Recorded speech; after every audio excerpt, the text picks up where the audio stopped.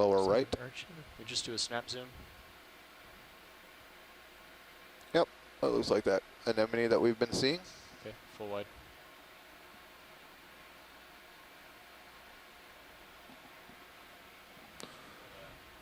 Interesting. What's in the cave? There's something in the cave. Is that a fish? Just stand by video. Over here. What's this? Oh no, that's not even a cave. Wow, I was really misled. Yeah, the urchin. Yeah, that's the urchin right there, and then next to it there's, I think, a shadow under the rock.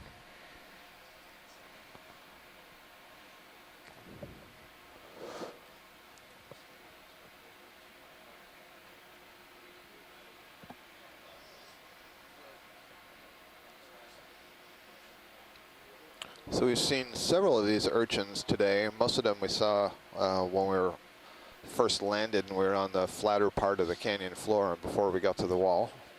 And now, since we've come up onto this ledge that's above the wall that we were on and below this other sort of slope here that's not quite as steep, we've now seen, I think, 3 or 4 of these urchins. Well, this one's being blown a little bit perhaps by ROV. Okay, zoom video. There we go, we got a nice shot. I believe it has its fish with it. It has the, I think, if you can zoom on the back side, I think I see the little cusk eel. Should I go up? Pull off? Yeah, no, I'm sorry, I don't know who's talking to who anymore. Should I pull off, Copilot? They're right behind it, or sort of, yeah, in the spine. Fish is definitely top there. right. Copilot, go ahead.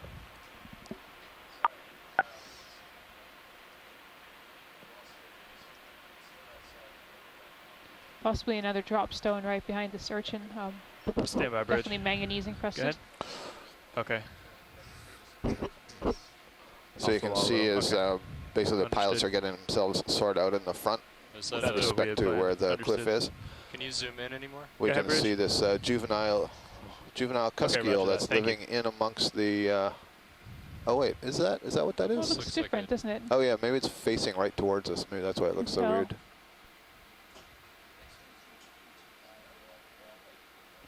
Doesn't have the no, it looks more like a brittle star, doesn't it? From this angle.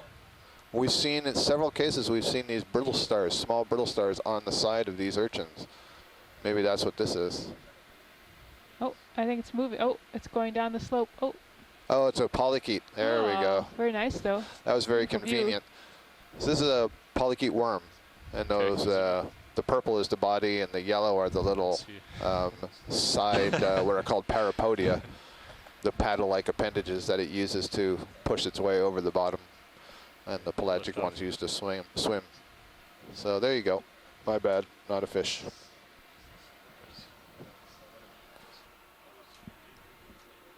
Negative, yeah.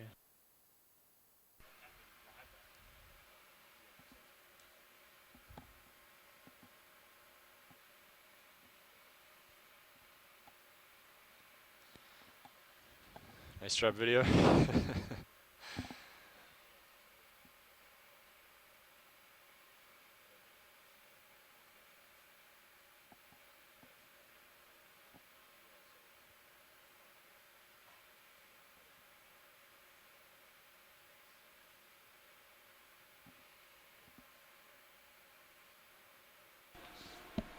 There seems to be a little bit of a cave here at the bottom. I thought earlier I had seen a cave. I had not, but there do seem to be little depressions in the sediment here.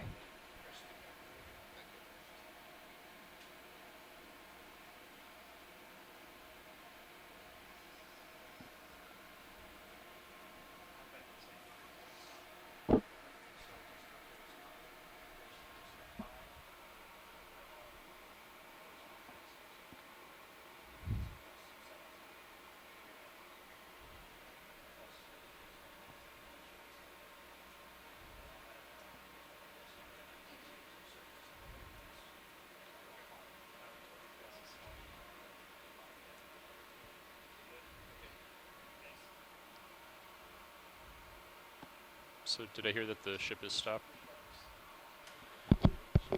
That is correct. And you have plenty of tether to do whatever you want on this wall here for a little bit.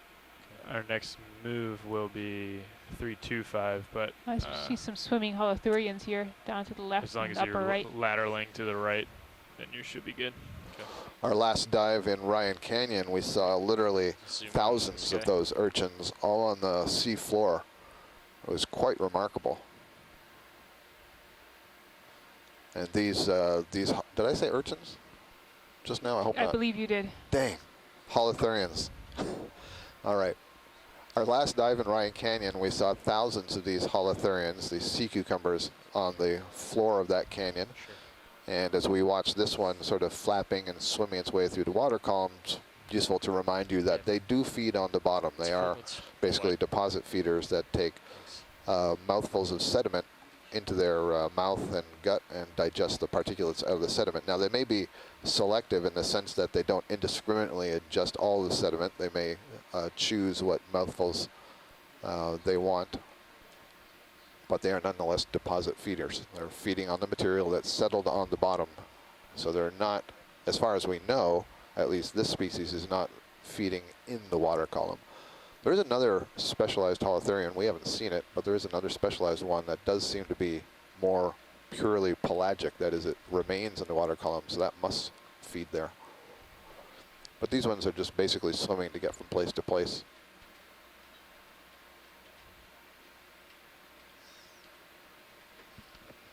There's another urchin. Yeah, this is a different one, right? We've I think moved this is on. a different Yeah, one. because the other one was we've near moved a along. black rock and you saw it Take a tumble look at over it. and all. That's right. Sure, let's see if this one has a fish. I'm not going to say it does until I see it this time. And there might be a sea pen to the left of it. I'm not sure what that is. Yeah, I don't know what that thing is. All right, go ahead. Oh. And Copilot, if you want to take the camera. Oh, yeah. Yeah. It's a lot of footprints, and you can see the brittle star moving along with it. All right, so this time, no polychaete, no fish. There is a little mysid swimming there. Can we have a look at the thing when you zoom out? When you go wide, it'll be on the lower left. It's a red thing.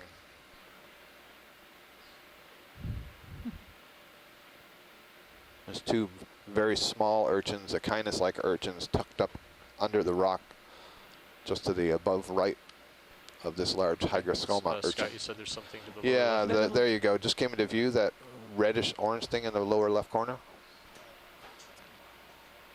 See it.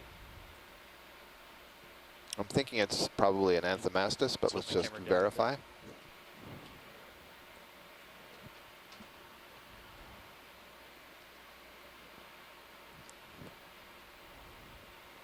Okay, go ahead, video.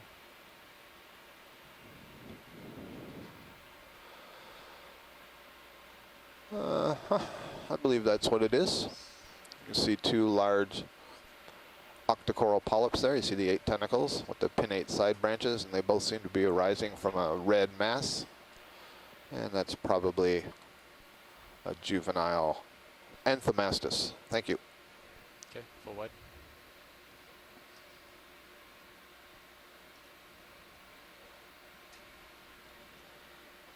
Okay, Copilot. Our next move will be about 325 to get us a little bit off the wall. I can see he's getting a little ways out there. Do you want to go ahead and put that in, or so you're facing a little bit north of west, but it'll be to your starboard. Yeah, but we should be okay. So Looks like some put in bigger maybe boulders or 20 something up meters. above us in That's Sirius. further above, yeah. I don't know how much higher up that. Sirius is. 17 meters. 17. Go ahead, Bridge. I'm not seeing in the Sirius roger that. view How about much right in the now? way of wall up there. 20 meters. Well, I think that's that 325 reflection we're degrees, seeing 1/10. at, let's see, about 25 or more, maybe 30 meters away. So maybe there is another terrace Yes, ma'am. up above us. All right. Roger, thanks.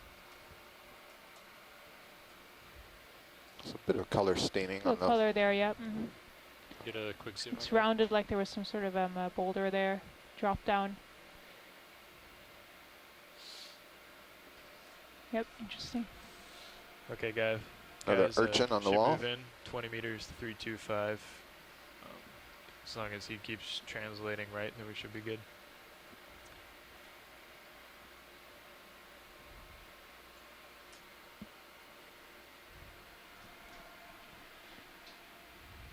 Sorry, video.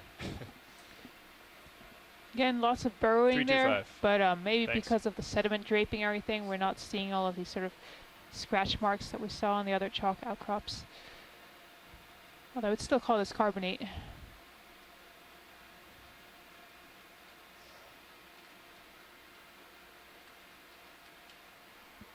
Zoom in on that. It's like a different colored sponge. Sponge, I guess. Yeah. Yeah, if we could hold that for a minute. Try. Yeah, sure. Just easy for me to say. Let's pull back. Thanks. Yeah. That was good. It was just long enough so that we could get a stable frame grab from it. Thank you.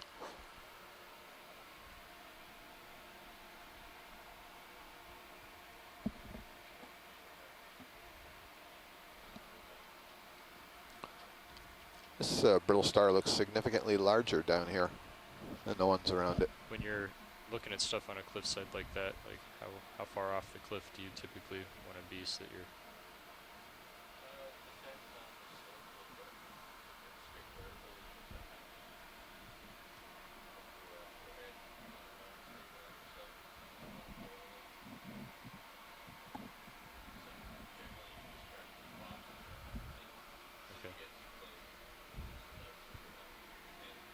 And Shirley Pomponi, one of our sponge experts on shore, reports in our chat log that that was actually quite cool to look at.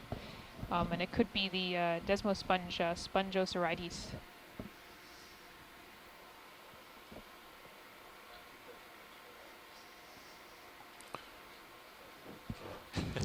Maybe a colony at 5 o'clock from the lasers. Now about 6 o'clock from the lasers.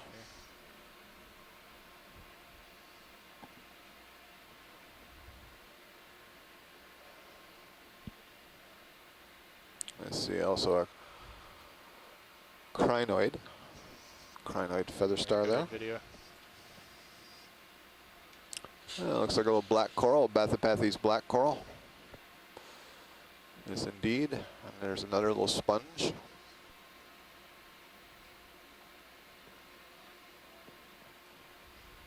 Going tighter. And no associates on that black coral. We'll see an ophiuroid behind it.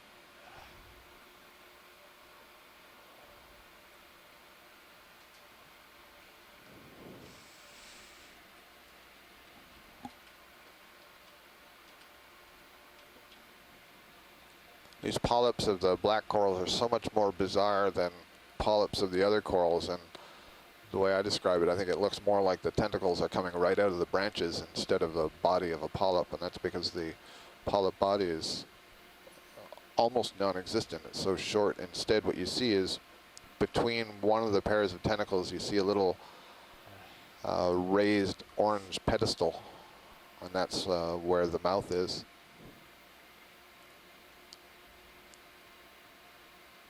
That's good for me, pilot. Okay. Thank you.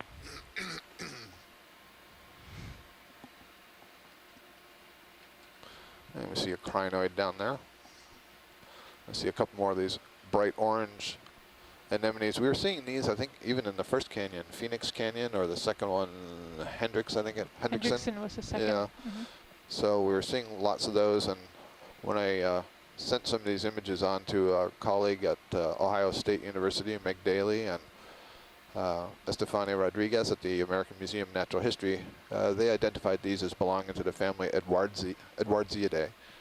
And that family of anemones includes many that are burrowing. And we did see on, I think it was on the seamounts, some that were buried, and you could just see their tentacles flush with the top of the sediments. Yeah, I remember seeing those. That was struck me as unusual, but I guess that's another, I guess, form, habit.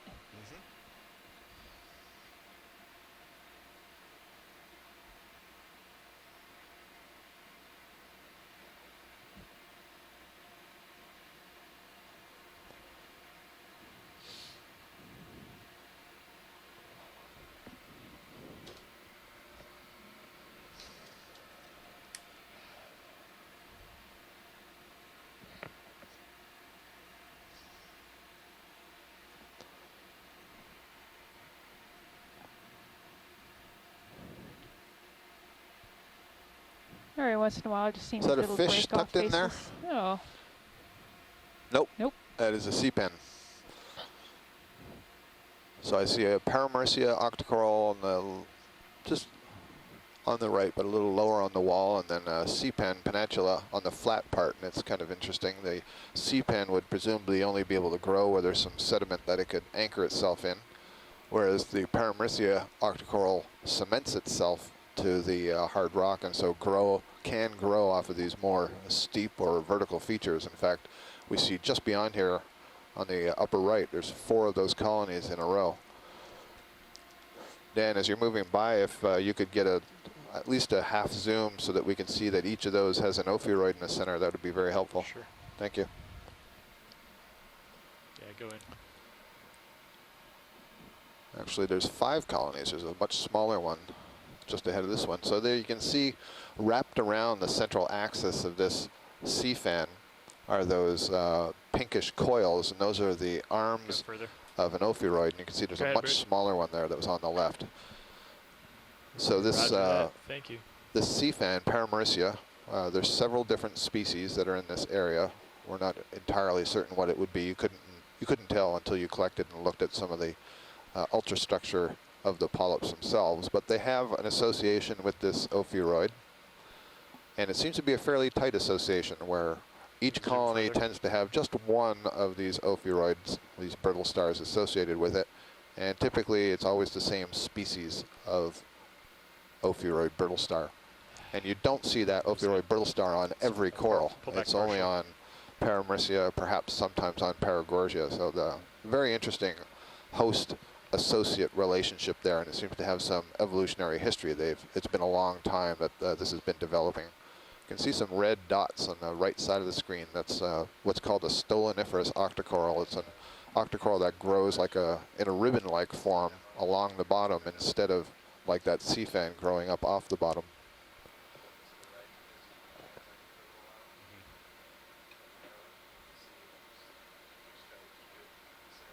Zoom in video. Okay. Yeah, I kept overcompensating for movement there.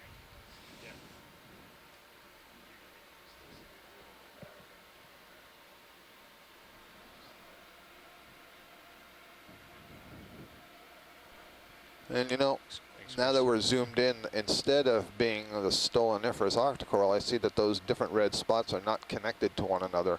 So in fact, I think those are several recruits of the Anthomastus octocoral, which is kind of interesting. That suggests that you have had relatively recent recruitment. They're still very small, maybe just 1 or 2 polyps in size, and so they haven't developed to a large size, which suggests that it's not too long ago that these things settled. I have no idea.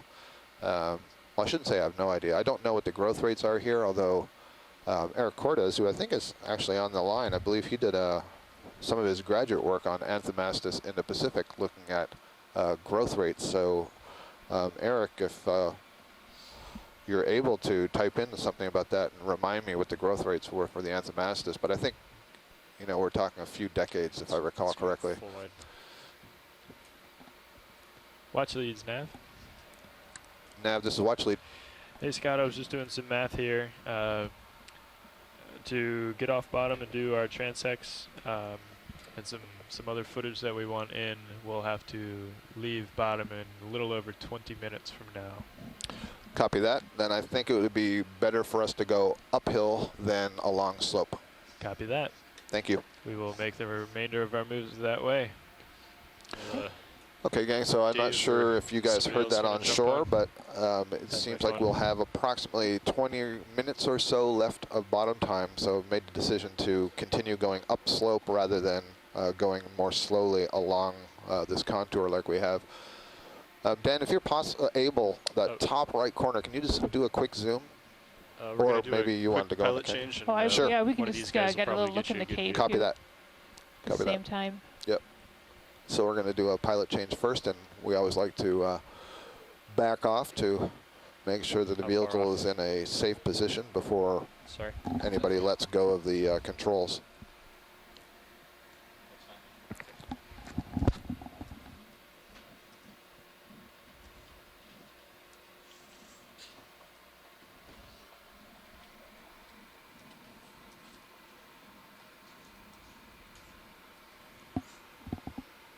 Okay, guys. Scott had asked to look at one more thing right above this little cave, I believe. Right. There's and then- something red, yeah, just above it. Red and spindly. And I think Susan wants to peer in the cave. And then our next, the remainder of our moves on bottom, which is another 20 minutes, are going to be up the strike of the wall. Thank you, Chris. Sure.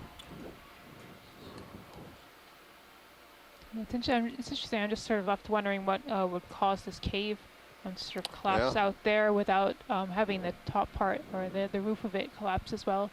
It's isolated. It's just here. It's not like when we saw that line of caves Yeah, in Dave, ship unnamed stopped canyon. about 3 minutes ago. And you can see a bunch That of was at black lines that I 325. presume are little bits of depressions or more sort of mini caves on the flatter part Maybe above, right? Above us there. Okay, yeah, I'm seeing that. We'll have to zoom in and look at them.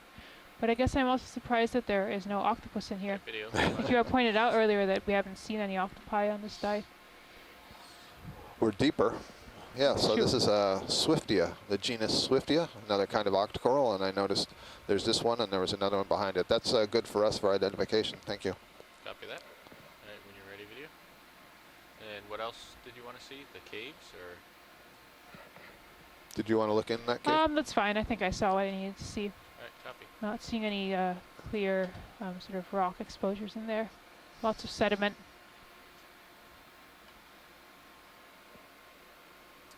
Moving on up. Is there a way to kind of peek around?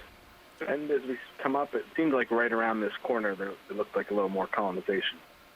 I could be imagining things. Yeah, you're talking about to the right here, Brian?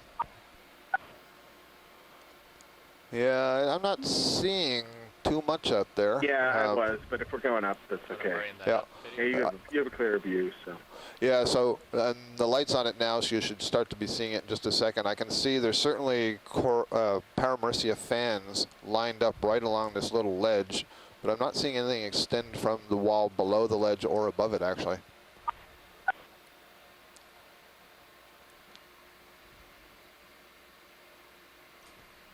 Yeah, Josh, up and to the left would be It's good. this rock right ahead of us. Is this just? I think the light is really playing tricks on me on this dive, but this looks Yep, interesting. I think, yeah, thanks for taking a peek. No problem, Brian. Looks like a giant sponge. It's a massive sponge. Doesn't it look like that? Might be able to. Maybe this take is a look. the discovery of the cruise. We've been, or for the dive. This is the last dive of our cruise, and so Or a we're big sort piece of quartz. That'd be of good too, I suppose. giant granites. But I think zooming in, it's not quite so exciting. It's more of the same. But no, it looks lighter. It's interesting, and there are cup corals here, I believe. Oh yeah, yeah. Look at that. Cup corals with their brown-green flock that are associated with them, and then looks like several Paramercia colonies aligned on top, and maybe a couple of Bracyngids, Oh, there's the one. asteroids on the side. We got the Hygroscoma urchin Okay, coming down on across the the video. sediments. Actually, I think maybe I see an Acanella up there as well, the bamboo coral. All right, hold that. And So stand several cup corals, and they'll get more dense as we look over to the right. There's our Bracyngid asteroid, a couple of them.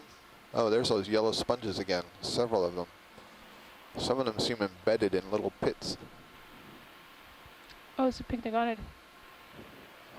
And a pycnogonid, I wonder, is it feeding on the cup coral?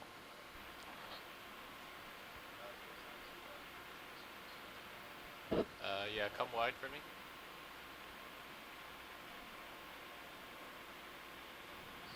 I'm gonna get a little bit of oscillation, I think, from the tether.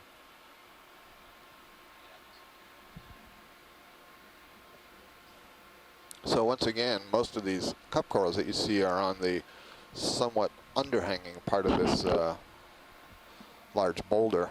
It looks in the serials view like it's tumbled down from those under It does, boulders doesn't up it? Yeah, above. it has really unusual shape. Let's see, where is the proboscis? Hold that. No, it's not inserted into that cup coral anyway.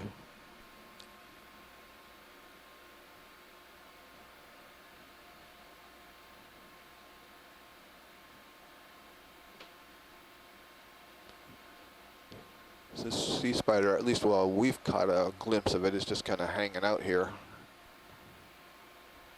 It's maybe clearing off the proboscis using its ovigerous arm there. Oh, it's clearing off one of the chelicerae. You can see it wrapped around. Oh, there's another skeleton shrimp. Oh, and that one's got babies. Upper right.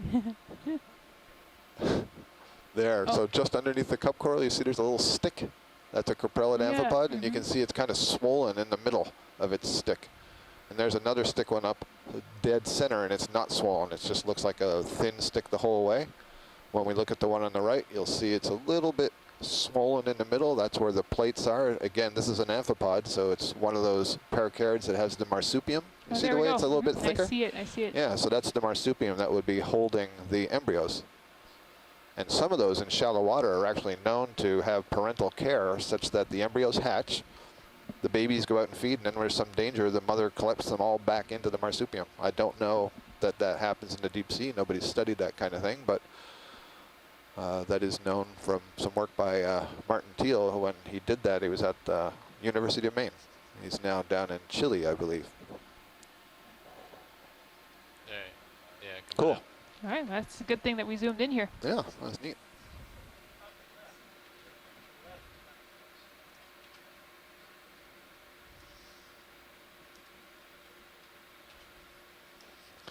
Those plates are called oostogites. Those are the plates that hold in the embryos.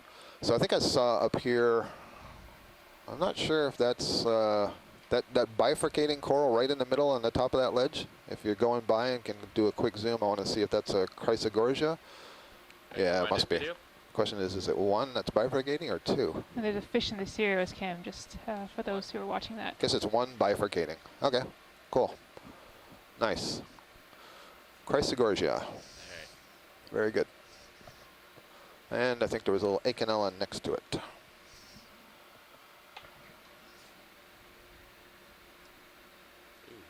Big black coral in the background. Oh yeah, oh yeah.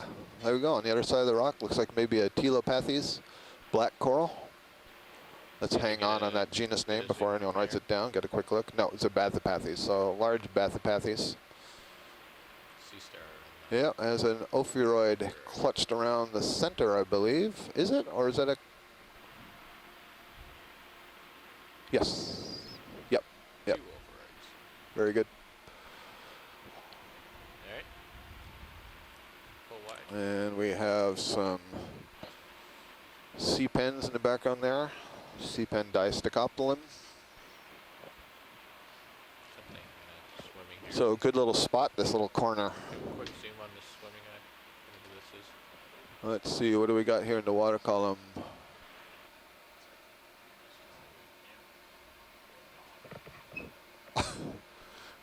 I'm standing up like I can see it when it disappears off the screen. I have to believe that's a holothurian, a sea cucumber that's just kind of falling down, drifting down. One of the swimming ones that's just not flapping. Coming left.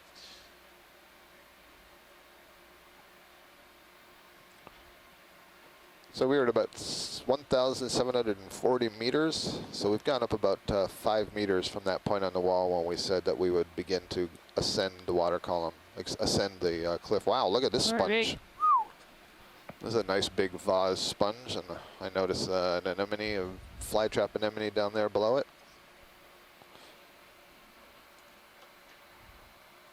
Come on in video. I know I'm pretty far out.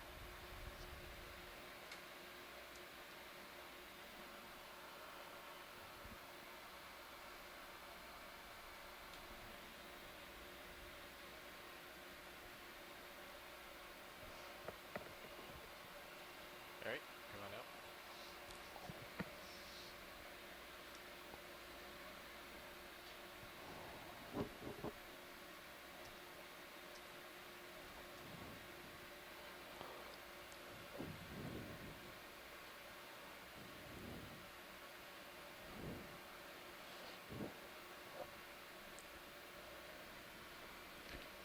Hard to tell here what's really part of the wall and what's debris. Seems like some larger blocks may have tumbled down. or it could also just be an interesting sort of rounded erosion of this face.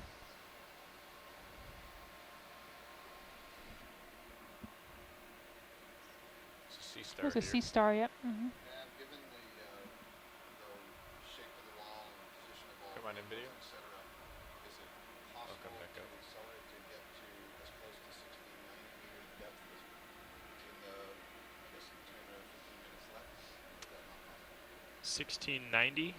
Right, so meaning, do we go a little faster up the wall, or is it not possible to go faster up the wall? Well, we've kind of been tooling around, zooming in on things. We Right, could come on out video. possibly book it up to 1690, and then and then So well, I guess I'm just asking, yeah, can we move a little bit faster yeah, we not safely, but so we can still see something on the bottom? Right? we can do that. We'll just come right on up. Cool.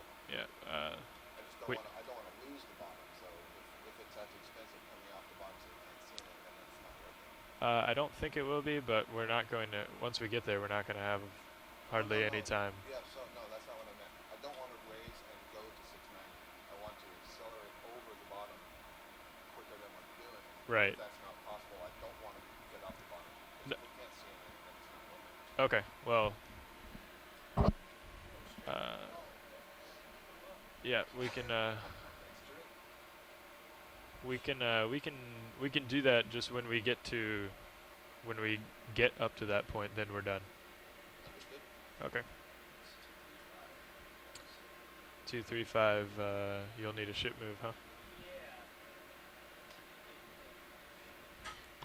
You're coming back up to the main 41 wall. I tenths. can't tell. Oh, we're slightly angled down, I 235. believe.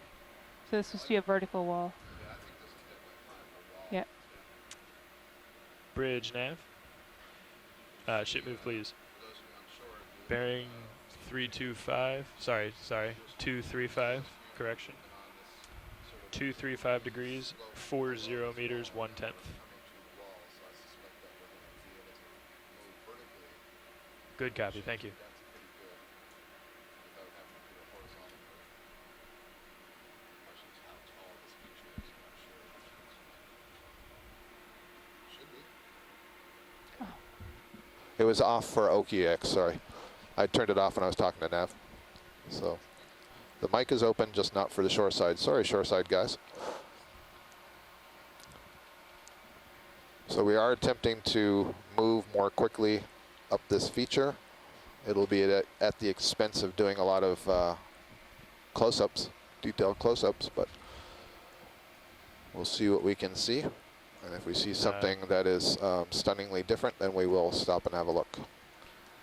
So right now I'm seeing not too much on the walls. There are occasional Paramercia colonies. There's a sponge there and a Bracingid colony, and it looks like another Bathypathes black coral next to a Paramercia. And you can see that's a fairly steep section of the wall here.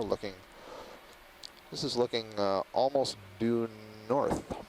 Excuse me, almost due south. I'm sorry, I was looking at the back of the ROV. Almost due south, so looking out of the canyon. And this is now turning towards the head of the canyon, right? Yeah, that's right. So now looking up. And I believe it's just the lighting, but it does seem light seems to highlight these layers, the sort of horizontal layers in the rock. Probably just sort of slight cuts inward. Certain parts of the wall sticking out slightly more, causing sediment to build up and highlight those layers. And you can really see that again in the Sirius view, the way it's lit definitely. right now. There's another swimming holothurian that was drifting by.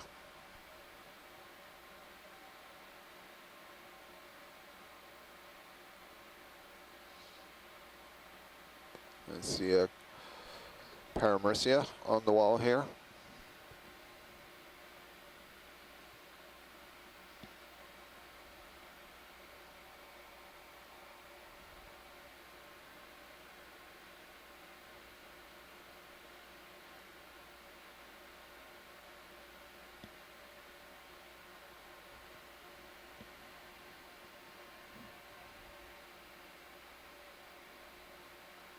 I was going to say I can't tell if this is coming dislodged, but I guess it's everything around it has come dislodged, and that's the one last. I think so, yeah.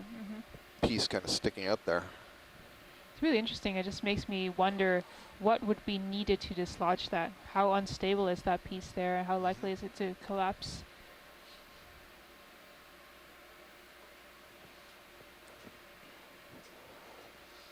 It's still very sparsely inhabited. Yep.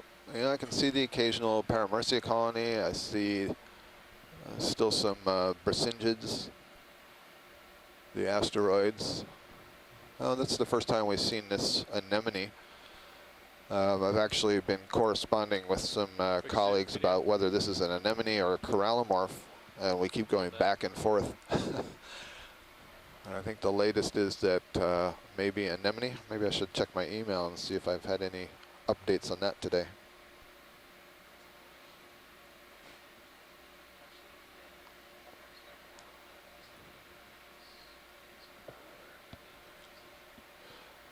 Anemones can move. They can use their pedal disc to kind of shuffle along the bottom, but you're right, that's staining. I wonder if it has anything to do with that anemone. If it does, it means it's been there for a long time, doesn't it? All right, come on out, video. Thank you.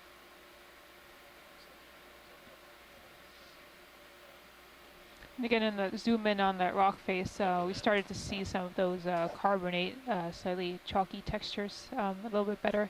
Just that horizontal scratching that's really distinctive. What we saw in other chalk faces in other canyons. Want to do a snap zoom here, Dave? I see, I guess that's Bathypathes below us, and then right into lasers, I think. Is that Parantopathes?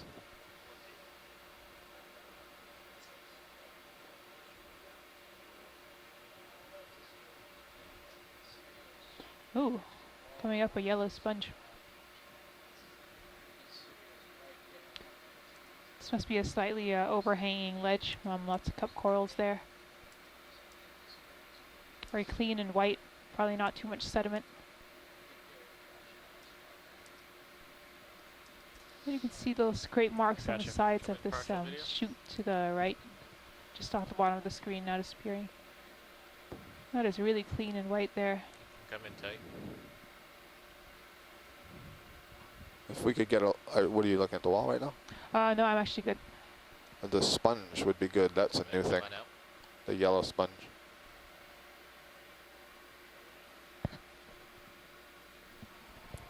So Shirley Pompone says that this is a hexactinellid glass sponge. Just interesting that the color is different from a lot of the glass sponges that we often see, which are whitish to light blue. Come right in, video. Come in tight. Bridge nav. Great. Drift in the starboard. Hey, could you advise as to how much is left in this move? 24 copy. It's like a little Thank you. polychaete worm there 24. on the inside of the sponge.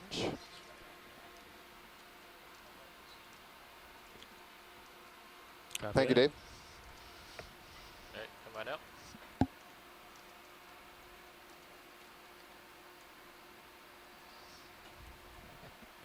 Coming back up. Shirley Pompone notes that they've seen fields of these yellow hexactinellids they refer to as sombreros in the Bahamas. Looks like a bamboo coral arising here, so it looks like we're in another zone where perhaps the overhang and the curvature of the wall is favorable again to all of these suspension feeders and filter feeders. So we're seeing many more of these clumps of cup corals. We're seeing many more of the suspension feeding sea stars, these red, pink Brisingeids. There's another one of those large pink anemones slash corallomorpharians. And a bamboo coral, looks like it's branching. I'm guessing that's like the ectomysis that we saw earlier. Actually, there's a large branch coming off towards us from the base. I didn't notice at first.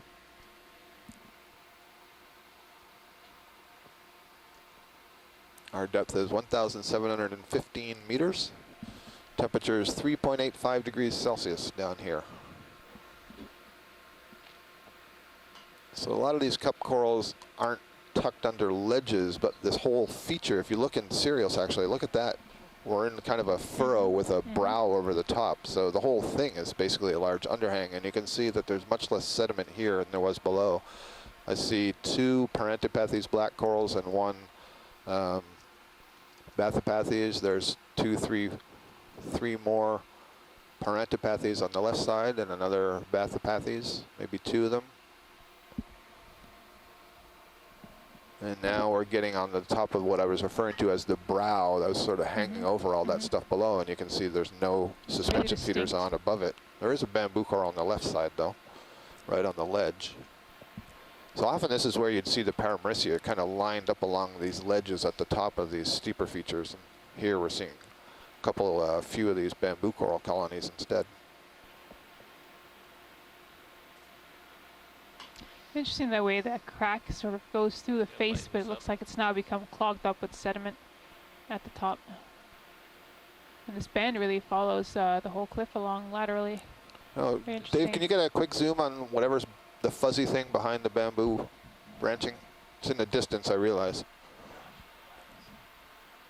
Oh, I apologize, Maybe Josh. we could turn the light up a little bit to see what's in the distance. Oh, yeah. We anticipated that, Josiah. Something big there. Sorry, Josh. I didn't notice Dave move over to Copilot. I take it as a compliment. Oh, all right.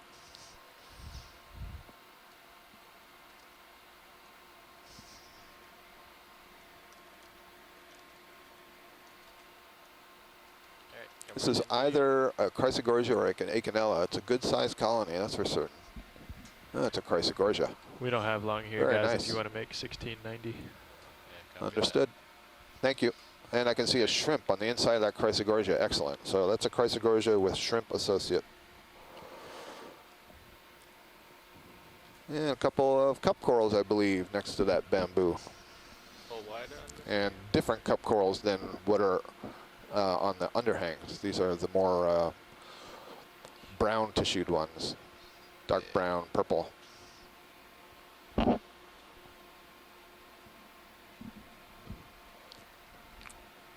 Brian, we are doing our best to meet your preferred goal of a new pixel point at 1690.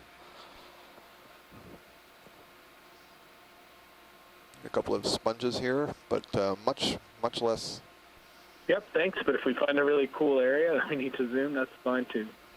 Yeah, we only have a couple of minutes Pretty left, close. so whatever we find, we're not going to be spending any time.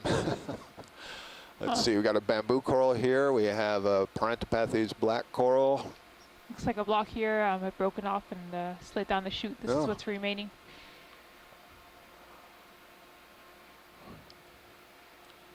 And we got here a we little have eel, cutthroat eel, I think, a Synaphobranchid.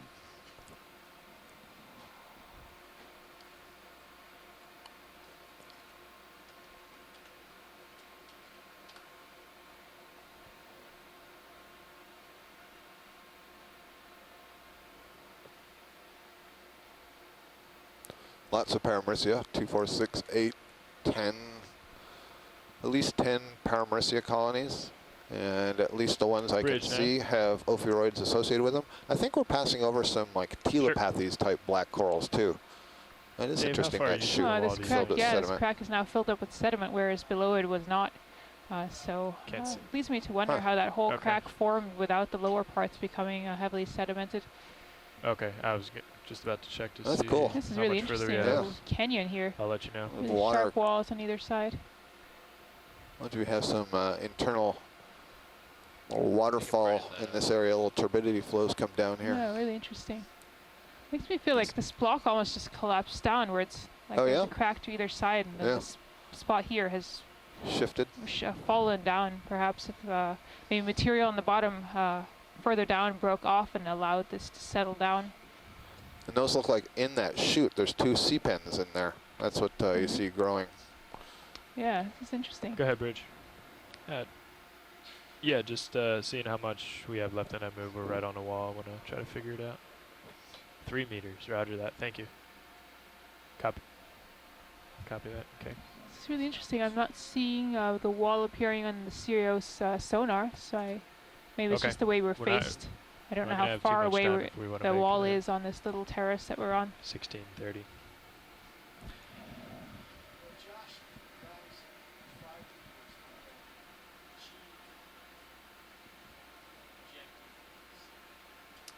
Quick zoom on this thing in the waterfall.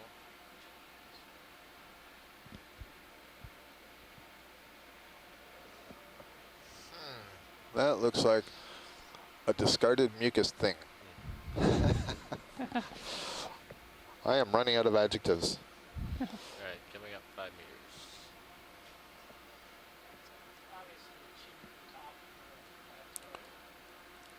Yeah, I mean, right. Yeah, so the 1690 itself without the bottom is not of any interest.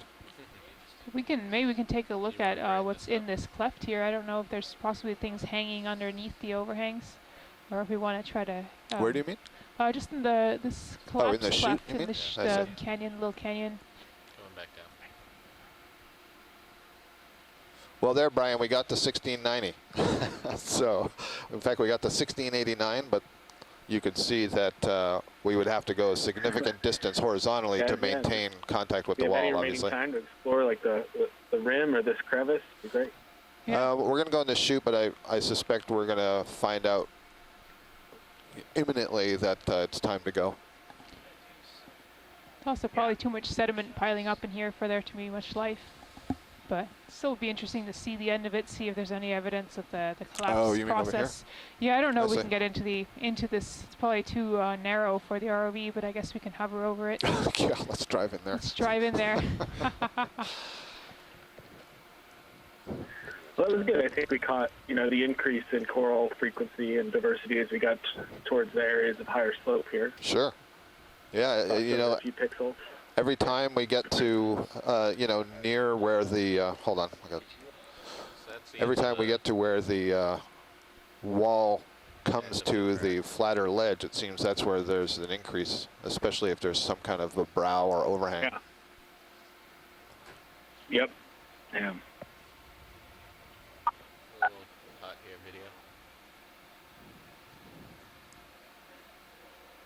So that's the end of the crack. Yeah. It's interesting. The two cracks on the side seem to continue through the face, but the end here is very smooth and rounded.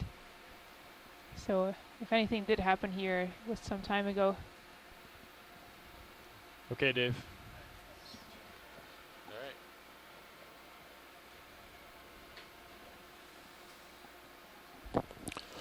So we're having a pilot change. Paleo water park slide. Paleo water park slide.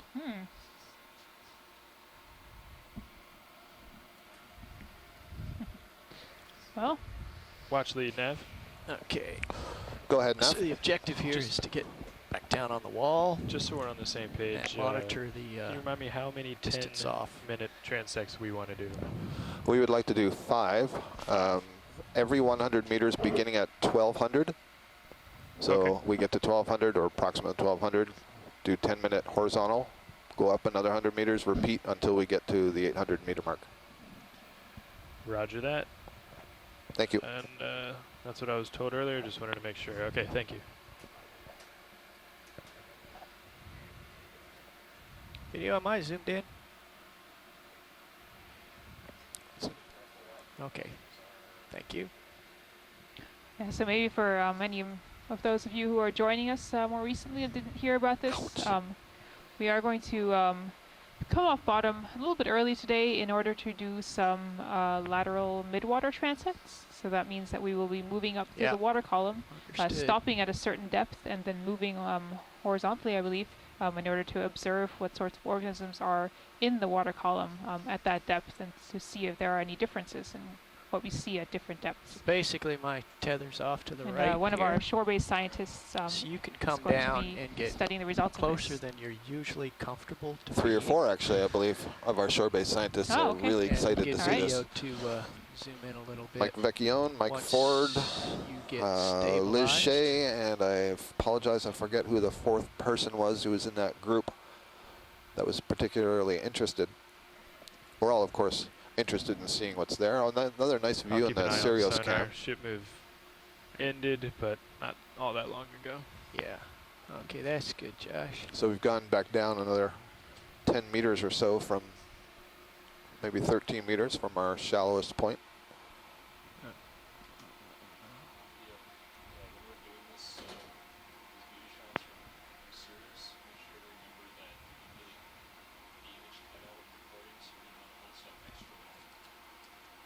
There's a fish swimming in the center screen of Okay, I'm going to be HD1. coming left. That's a blue I hake, want you I to believe. be looking right at the wall.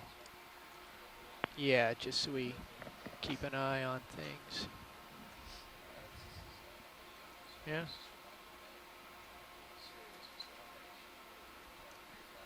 Yeah, understood. There's nothing we can do about that right now. Yeah, okay. Alright. That's fine. Okay, I'm gonna hold right here. So can I get an update just so I know? So we're doing now beauty shots from Sirius. Correct. No, sorry, I thought, I think you did say that to me. I thought Todd came and talked to you about it. Sorry, that's my fault. I knew you were doing stuff at the surface, but I didn't know you were doing stuff down Oh, we're doing it down here. Sorry. Thank you. No worries.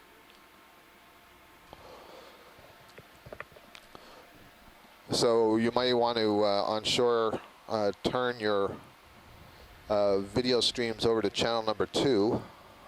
For the next little while, what we're going to be doing is getting some nice images of the Deep Discover ROV in That's good, action Josh. on Keep some an of eye these on that walls. tether So we'll situation be there. recording with the high definition camera that's mounted on the Sirius ROV.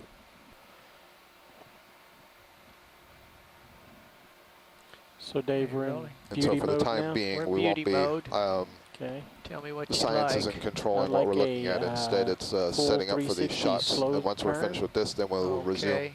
Gonna get a the lot of science part of the light dive, flare, looking at but I that will midwater material. endeavor. We can maybe, any of the lights we can turn Yeah, got it. downwards. Stand by, Rolly. So we'll turn 360 in one direction, then unwrap the cable and doing the same thing. Okay.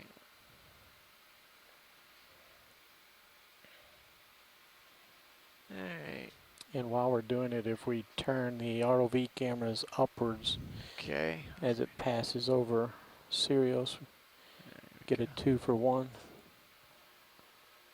Okay, tilting up. I think I'm tilting. It's not tilting. What's going on? Stand by a moment. There we go.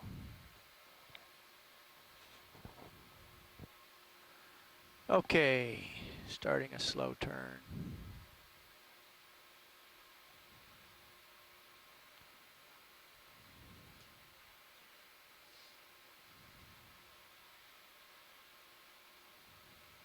Right. Hi, Scott. Mike Vecchione here. I am going on mute here very soon, and then I'll See be on the Sirius's line light in the while top. you're doing the midwater stuff. Okay, Mike. Yep, Scott had just stepped out for a bit. This is Susan here. Oh, hi, Susan. Hi. Okay, I'm going to be on mute now. Okay. All right. Thanks for letting us know.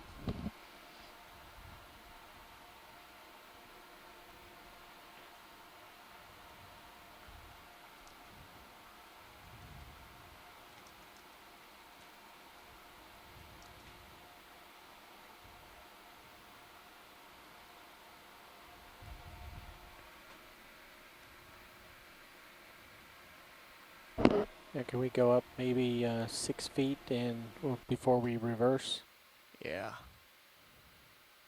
Just get a little more light on the ROV. Coming up.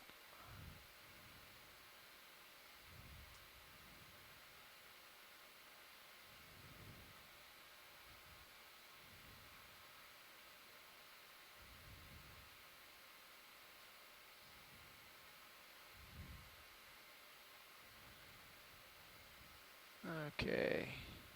pushing out. I came out of the light. Let me go back down.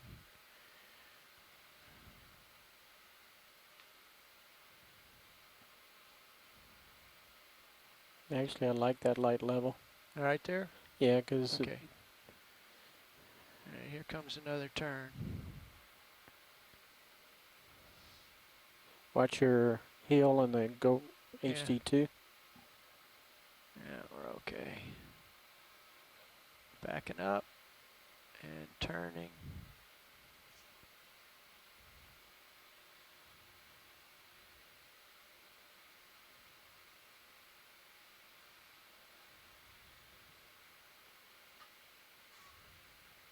Sorry about that, Scott.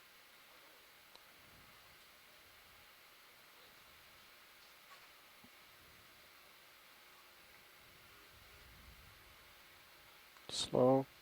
Okay. I had to push off the wall a little Yep. bit there. It's good. We got the Sirius light in view. Just keep going.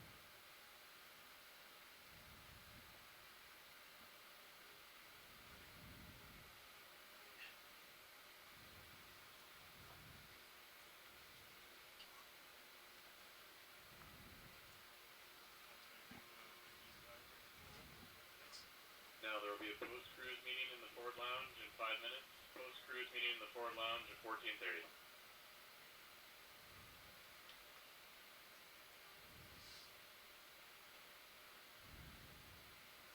There you go. Okay, another shot that I would like in the barrel is if the ROV can go up level with the Sirius and get side imagery of the Sirius. Okay. Is our range constant to the wall? We still closing? You pull up a little bit.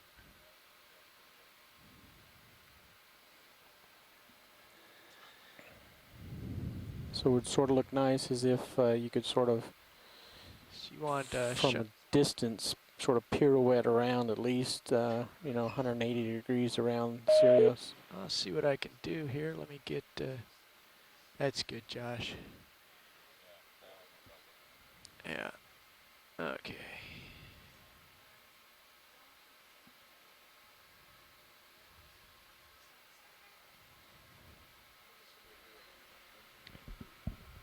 Actually, the better thing for me to do, Rolly, is have Sirius rotate. Yeah. So I'll come up. Did you want to have lasers on? And can we get Negative lasers off. Can we get HD2 tilted up also? Yeah. Back.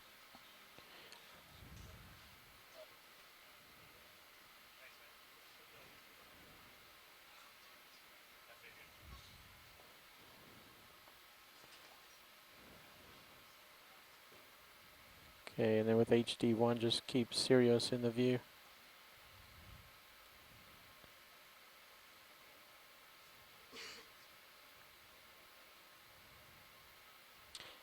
Actually, once. Hang on a second. Yeah, Rolly. before we get fully parallel, this sort of little bit up angle is sort of nice to have. Okay, stand by.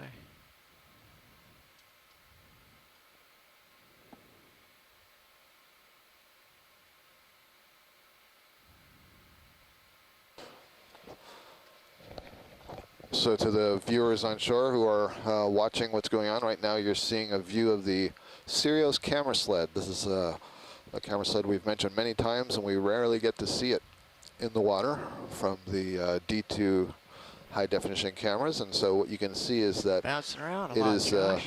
it's moving up and down. There's a cable there. That cable that you see coming off the top goes up onto the winch, which is on the ship that we're sitting on right here, the NOAA ship Okeanos Explorer. So that basically takes up the pull and the sway as the vessel is moving in the swell and the waves up on the surface here. Hang here for a moment. You can see it's got a bright light that lights down below, lights D2 from above, and also helps light the bottom. And then you can see extending from the back of it there is the yellow tether. That tether is about 30 meters long, fiber optics, and it connects to the back of the D2 ROV. It's also got a float, a football-shaped float about halfway through to make it buoyant. Smidge And here. very often during a cruise, probably invisible to you, the pilots are checking to make sure that that tether isn't getting coiled up or knotted or wrapped around anything on the bottom or itself. But right now we're trying to get some nice Reposition views of HD2s, these Cam, vehicles that we can use in prior to starting. some of the videos that are put together to show the public on how this whole system works.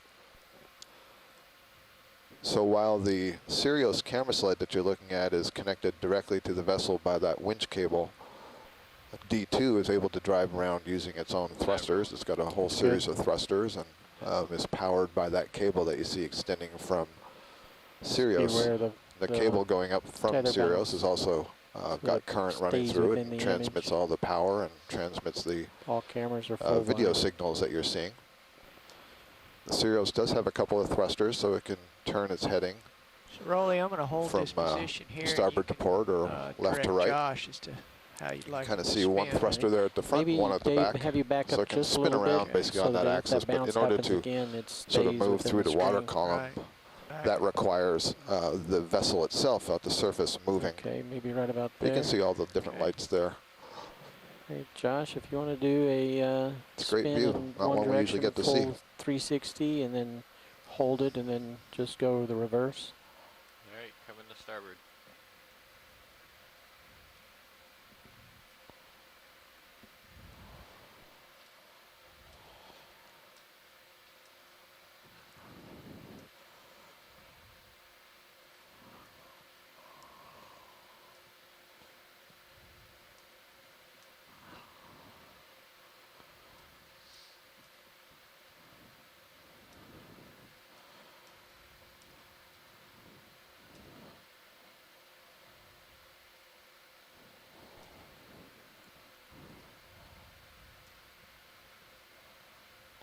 If you could center him up, Dave.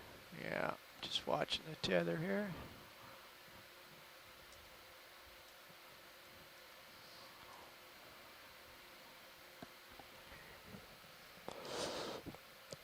Susan and I wanted to say a few thank yous and goodbyes for those of you who are more aficionados of the bottom and not the water column. If you're an aficionado of the water column and all the cool organisms that are swimming around the water column, then stay tuned because we're going to have a good hour of moving slowly horizontally, which is not something we usually do. We're usually descending rapidly or ascending rapidly, and so you only get quick views of things that sort of zip up or down past us as we're moving the vehicles through the water column. But what we're going to do today is look Okay, just more hold her closely there at for some a of that second stuff before by you moving start your slowly spin through the back. water column. So if you like that and you want to share in that Let her exploration and adventure, restabilize, stay tuned. We'll get to center that up. in about 15, 20 minutes or so. But in the meantime, if what you really like is what's Okay, living on the bottom, recenter, well, then you we're go. probably not going back down to the Here it bottom on this dive, and so that would be essentially the end of all of our bottom exploration for this 2.5 weeks or so of exploration that we've had. And I think it's safe to say we've had a really Okay. good time. Think you can go Definitely, ahead. definitely. I've learned a lot.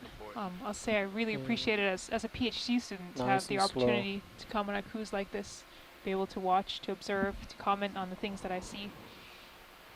It's always Maybe need to come up fun slightly, to be Dave. Yeah. involved in these sort of explorations where you have this instant messaging system. You've got so many other scientists who have all this different expertise, and you can learn from some of the things that they see, the way they look at things, their observations, their identifications, and so on. So that's been really valuable. And of course, it's great that NOAA has put together this program in the Office of Ocean Exploration and Research for continued funding of the And is Okeanos Sirius's Explorer camera and the turned up ROVs to here, the ROV? allowing us to go and see these places that are Maybe not just a little little bit up explored, on but never explored. Mhm. Most of the places that we've been to, nobody has ever seen before on That's this good. this leg, so that's been really exciting. And it gives us an opportunity to learn a little bit more about what's there, and Looks like we're losing some light, Dave. as scientists who Yeah. are You know, I uh, think we ought to mess with the look swing for arms grant before we- funding Get a lot to of continue our research. backscatter here. Hopefully have seen some things that will precipitate future hypothesis, future questions to test, and we'll be able to come back out here with other ROV assets or submersibles and so on. So I thanks sort to of them, like thanks that to look the with all that ROV bright crew and light coming pilots from the and ROV. video engineers. Just a fantastic job. It is Alright, not easy to get the images that you're looking at. And then hold Maybe just a down for a view little of bit. how the serial sled is moving up and down here in the water column is one It's okay indication if I of get that. It some takes tight a lot shots of of Sirius fine motor from skill ROV's perspective. Yeah, engineering to let's keep try the tilting vehicle up so or steady to allow us to adjusting get up these or swing incredible arms. Maybe close-ups. it's getting a lot of Considering there's backscan. current down here in the water column, there's a different current up on the So the upper ones surface, are, and there's winds and They're so on. splayed out. splayed out. And then, of course, we have all of the sailors and the officers of the NOAA ship Okeanos Explorer itself. You know, it feels really Who calm are, in the control room, in but command this is of the making vessel. me sick watching this. Keep it running Before you every back down, day. I was trying to adjust the and colors. allowed us That's to all be out right. here in I'm some, just sometimes some fairly trying conditions and keeping everybody if you're safe. feeling And, it a little bit, those the at whole home are operation is feeling very it a lot professional. more. It's been a real joy to work with everybody. I've enjoyed my time out here, and I've eaten way too much good food. We haven't This talked looks about really that, nice but boy, zoomed in. the food is just outstanding on this ship. It's really good.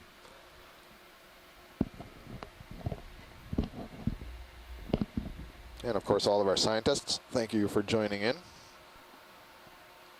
It's good, We said this a couple of days ago. I don't know if this was the last cruise, but That'd be a hats great off thing to for Dave Brian to Kennedy, narrate. who's the expedition coordinator, and has done a great job of somehow tying together all the various details that have got everybody out here and gotten us to dive in these locations.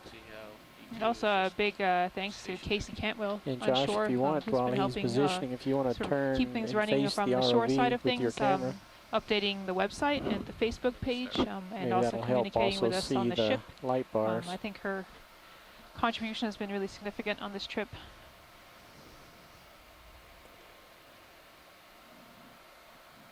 Are you looking up, Dave? Looks like Sirius is in space. It's really cool. Looks like all Looking these down. stars behind it. yeah, I'm 10 degrees down on I the believe I was camera. If told go that up Sirius more, is I'm named picking for up too the much North red Star. light. That's what I was So you'd always know Lights. Yeah. D2 could Scoot over look to the up right and here find it. Clear my tether. Brightest star, thank you. Dan Rogers is leaning over here and making sure I'm passing on the correct information. The brightest star. Got about 5 more minutes, guys. Okay. Because I think the North Star is actually not the brightest star. Fortunately, It's there's That's a really right. lot of not. crud in the water here. 49th brightest star. The, the ROV crew and engineers have a variety I of gotta go talents, over to the side a a little bit variety of more, skills. so It's just amazing. Tethers coming at me. Now, if I was a fish, Oh, I guess I don't know if saw we've this thanked the six-eyed public yet. thing approaching me. But thank you Oh. to all of you out there for would watching, definitely listening, leaving all of your interesting comments, questions on the Facebook page. It's really meant a lot to us to know that there's such a broad audience out there, that everyone's really taking such a deep interest in what's going on here, that the ocean exploration is not just for science, but also sort of to open up this world to the public who maybe has no other way to really experience what's going on down here. So thank you so much for joining us. Yeah, I think I find it enjoyable being able to relate some of light the science ourselves that we're up? seeing and some of the Okay. natural history and the observations to Good the idea. general public as well, and knowing that, you know, they are excited about it keeps us excited. So that's a really good thing. It's a little bit scary looking into the Sirius camera right now.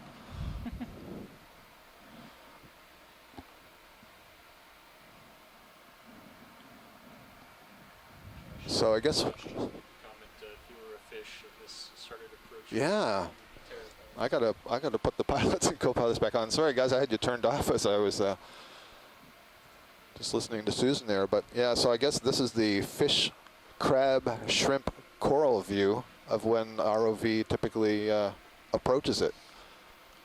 So this is Sirius looking into the face of D2 and D2 looking into the face of Sirius. So if you alternate your feed between Stream 1 and Stream 2, you'll see the two vehicles looking right at each other.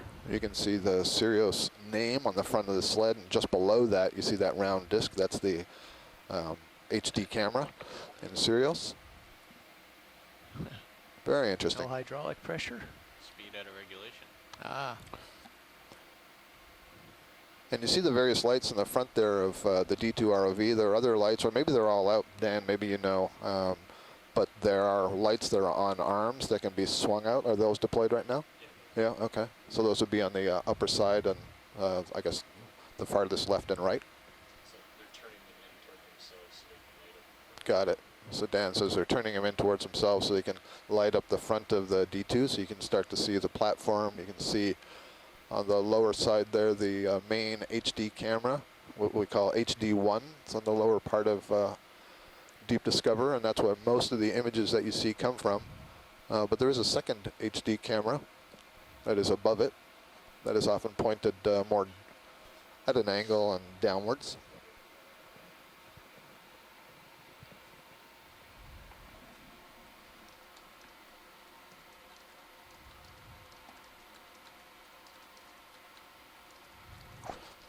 Mike Ford on shore wants to know where you can get the poster of this Sirius view right now. It's too good.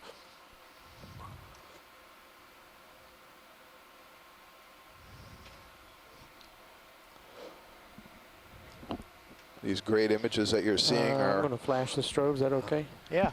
in part under the So direction of slide over, Roland Josh, Bryan, to clear our the video tabs. engineer, who's Follow me with your heading. getting these, requesting these, the pilots position the vehicles just so, and controlling the cameras and the It looks iris good and the in the lighting. Sirius view.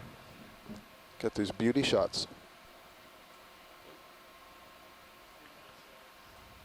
3 minutes, guys. And if you're Okay. interested in sort of reading more about all the people who have been involved in this cruise, there is a list of all the participants on the website for the cruise, and you can go there and Get another read sort of about the backgrounds of people who have rotate sort of on ended up here in ROV their careers to if you're see at what all it looks like interested from in sort of Sirius a career perspective. path into Okay. doing Now any that you've sort of rebid it. ocean exploration or ocean engineering work. That is on the website for the cruise. Video, can you see enough of the ROV with the lights like that? Yeah, that's what our goal was, to see what it looked like. Which are the aft lights? Just turn them both off.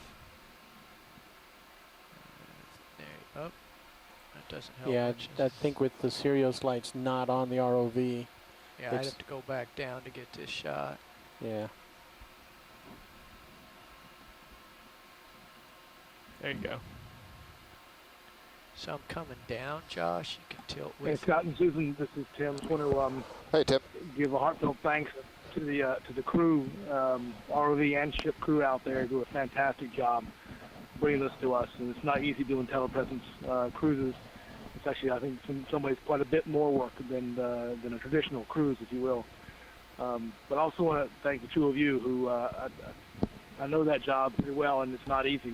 Taking all the community input and making decisions and That's a on pretty good behalf of angle the right there, community, you Dave, guys the have done an distance from outstanding the job. Sirius. So really appreciate that. You made it seem so painless on this end. I know there's angst and worry and all that We're on that pushing end. tight So on you did a Sirius for great focus. job. Okay.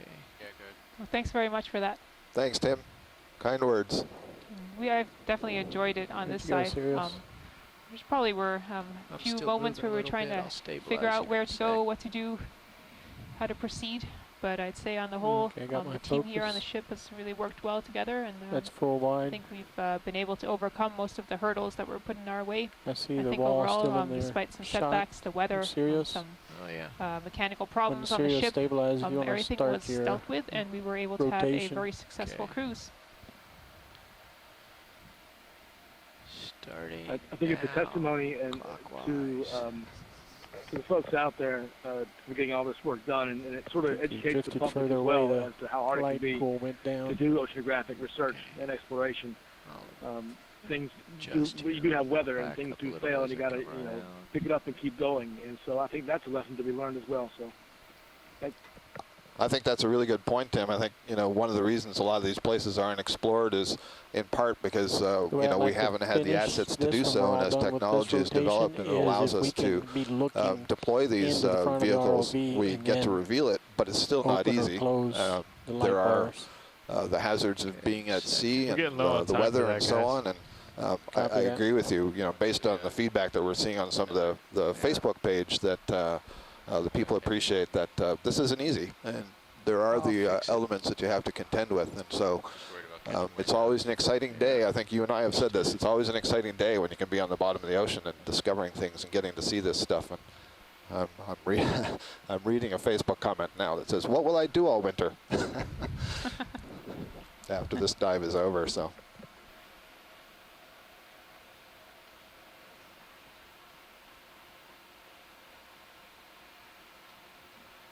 Okay, coming back the other way. Yeah, I think we got time for the in and out on the light bars, and then we're done. Okay, rolling. understood.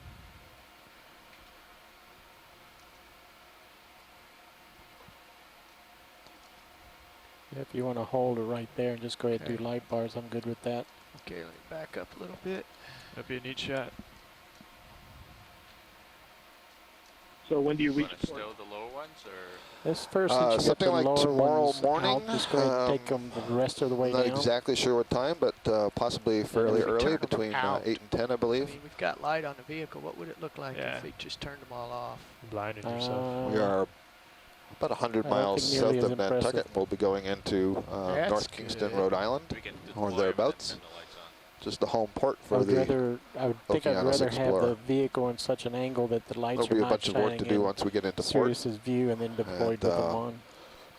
Certainly for the ROV crew, the workday is not done. Yes, ROV when you turn lower. off the video, there's a lot of work to be done, especially Then in deploy the prepping lights. for taking the vehicle off of the ship. Or more directly under the Sirius. Moving up and down.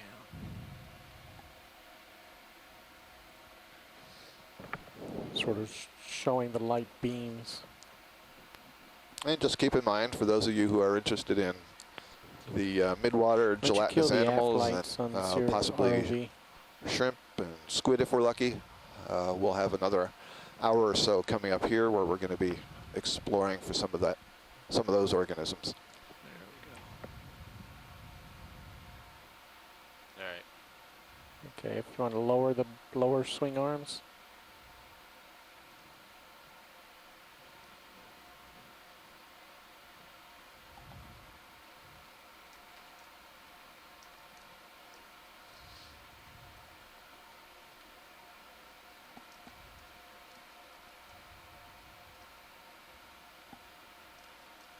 Okay, and now deploy the upper swing arms.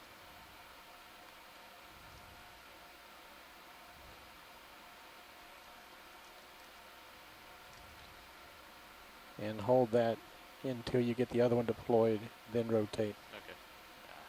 Too late. That really lights up the vehicle well.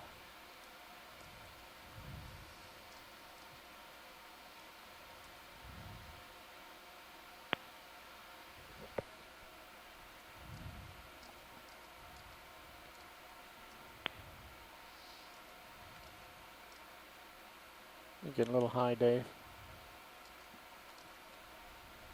There you go. Okay. Just rotate now to the side and then you can stow them or do whatever you need with them from a side profile. And then we'll head off into the darkness. Oh, you want to see it? You want a flyby? Is that what you're telling me? Yeah. Okay, here it comes.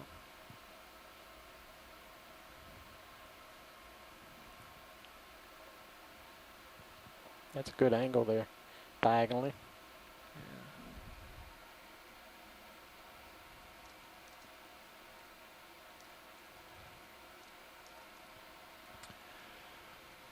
All right. Let me know when you want me to stow them, or do you care about that shot? Actually, when he said he was going to do a flyby, that actually would be my preferred. And I know Nav is trying to get us off the bottom. Yeah, so I'm done being nice, guys. We're gone. Okay. Stowing. Okay, I gotta pull a Are turn you now. are you going to stow because we're going to do some midwater transects? We'll want the lights on. Okay. I can leave them deployed. Yeah, what we Coming want out. them is forward and towed in just a smidge so that the hot spot's right in front of us.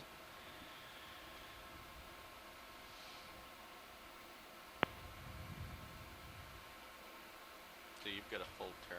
Yeah, I'm Positive, gonna so you back have up to and go- fix that. Yeah. Counterclockwise. And then which direction are we gonna head off in here, Nav? East, north, little north of east, maybe. A little north of east? Okay, I'll get over there in just a second, Josh.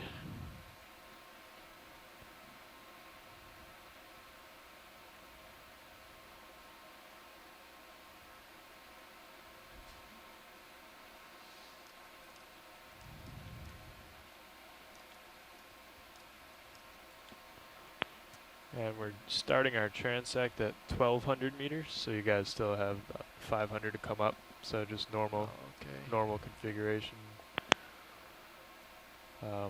Which I guess we wouldn't want them deployed for that, right?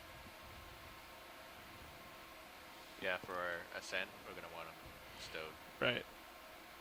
And we're going to keep the ROV in front of Sirius as we do the transect, correct? That is correct. There'll be more opportunities for.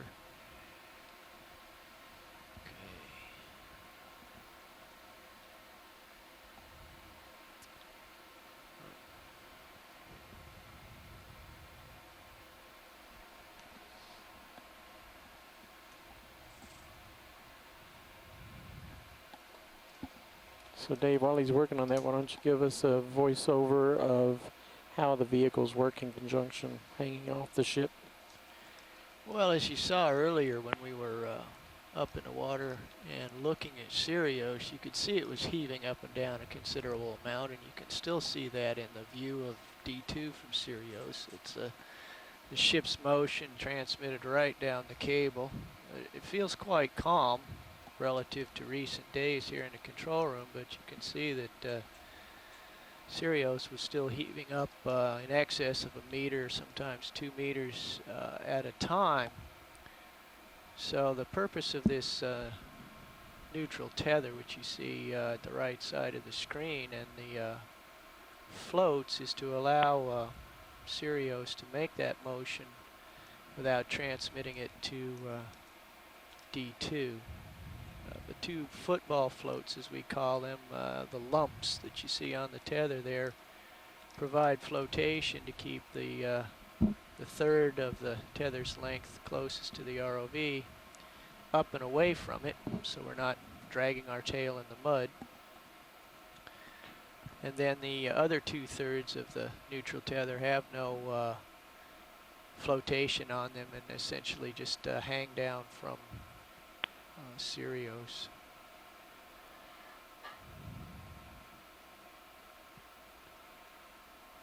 So while Sirius is heaving around, I'm able to turn and face the wall here.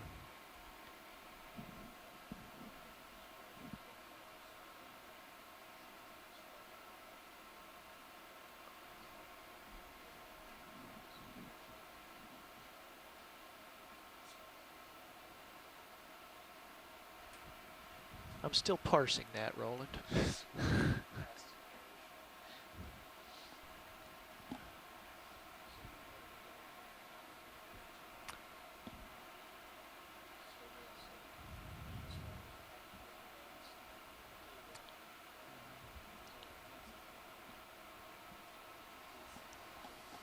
Okay, guys. Hey, we're all stowed. All right, I'm headed northeast. That is correct. And you can come around with me.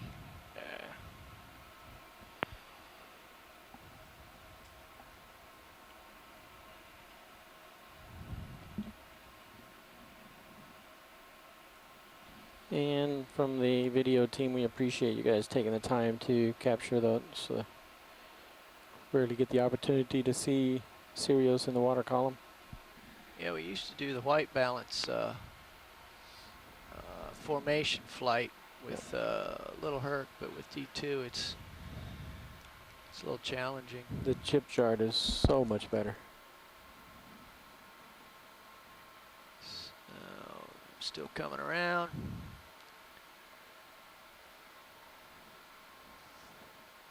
I'm going to snap the strobe a couple times. That's fine. So that looks like a little north of east. We didn't get a nav was no more specific than that. No, I haven't. Ship isn't moving yet. Okay, well we are where we need to be. Okay, let's do. And we got to get up or down. Up. Up. I'm headed up. Let's do 080. 080I. Got a preferred speed for this? 0.2. 0.2, roger. And Dave, just a note, for quite a bit here. Sirius has not been flashing in the Bridge record. now. Oh, happy to hear that. Yeah, we'd like to start making our way Dan a little may north of disagree. east, 080 degrees. During during there's that no whole process, real I didn't range. see Let's just Sirius say, flash that much. I don't know, 500 meters for now.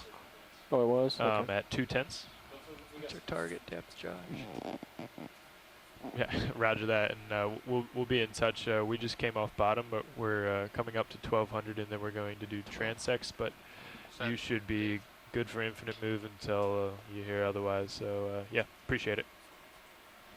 Just a reminder for those of you who may still be watching. Roger that. We are now Thanks. moving upwards to start doing our transects, and the plan is to do Yeah, what was our 10-minute target depth horizontal to do transects. this operation? 1200? 1200. 1200, We and then gotta we'll move upwards to 800 You guys meters. gotta move. Every 100 I'm meters, we booking will it. do a 10-minute horizontal transect. So that will Okay. be 5 transects in And, total, starting at 1200 meters and Josh, if going you up could be to on 800. the quicker side of 30, that would be 34?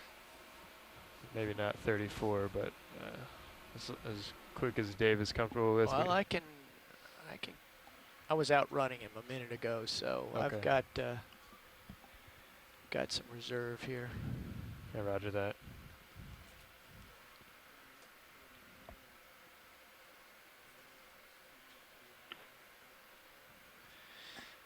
Things start to flap around. Susan, in the Mike breeze. Vecchione here.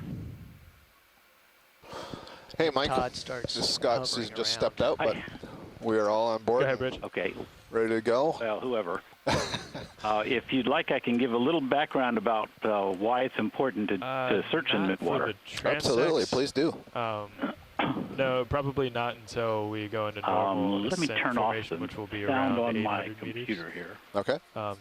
Yeah, I think 2 And tenths then, is good for now, as long as you Basically, guys can handle that, the with this midwater heading. environment is the largest living space on Okay. Earth. Most people Okay, think of thank you. Earth as being an area of trees and birds and butterflies and things like that. But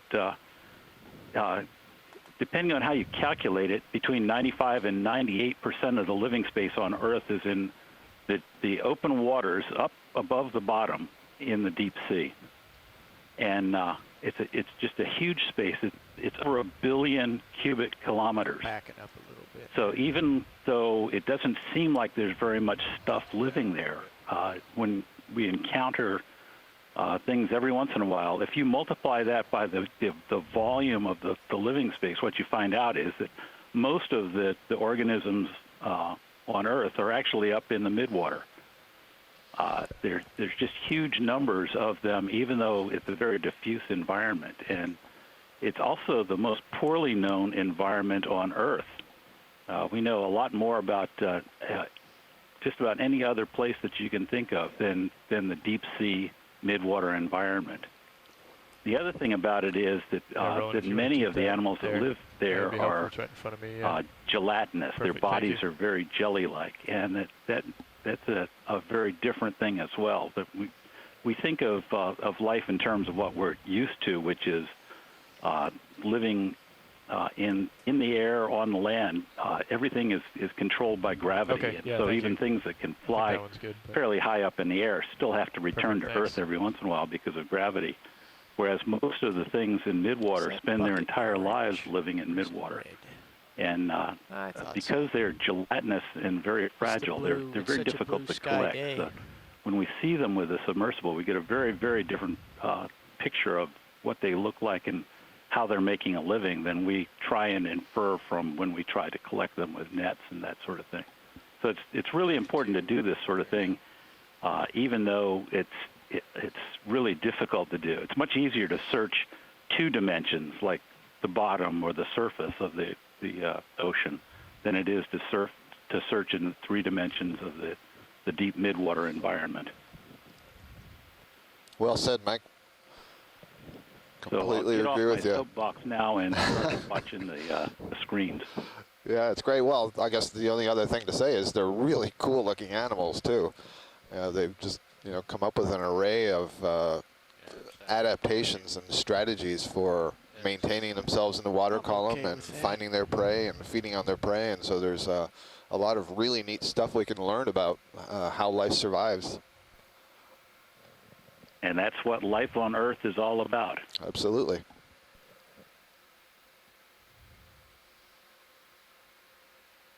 So I'm going to go back on mute for a while until I see something that I feel like jumping up and down and screaming about. Great. So, Mike, let me just ask while you're on, though. From what you had sent in earlier, we should follow that protocol. So don't wait for you to call Zoom. Just Zoom if you see something. Yeah, if you see something, go ahead and zoom on it, because it looks like I've got a several-second delay between when you see it and when I see it. So sounds good. We would already be past it if you waited for me to tell you. Copy that. Okay, thank you. Yep.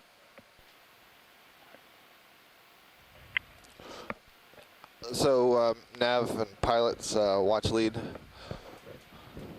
Go ahead. Sorry, I didn't have you to press there. So, just as a bit more about the protocol, which you may have done, and so you may be more familiar with it than I am. We'll be moving horizontally through the water column, and because of the delay, et cetera, and the chance that we won't get to see something, feel free to zoom at will and get your best image before being asked to. Yeah, right. Roger that. Copy. Roger that.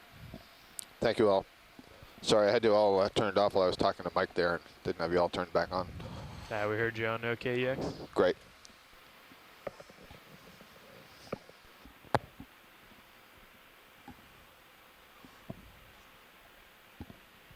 Starting to run you a little bit. Yep. Still in a safe position. Yeah, I got about 80 on the verts here.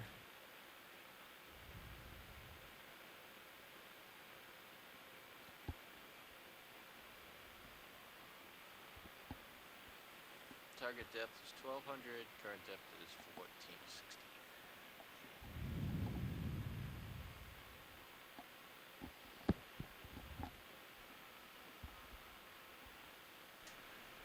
The ship is going to maintain DP for now, guys, just as long as we're doing 210s, which I think we will on the Transects. Give us just enough speed to zoom in on something if we see it, and to cover some ground. But then as soon as we're done at 800 meters, we'll go into tow. Go into tow and get the ship moving. Okay. Delta 21. Want me to slow down a little bit, or we're still good? Yeah, I'm about 80%, 85% going here.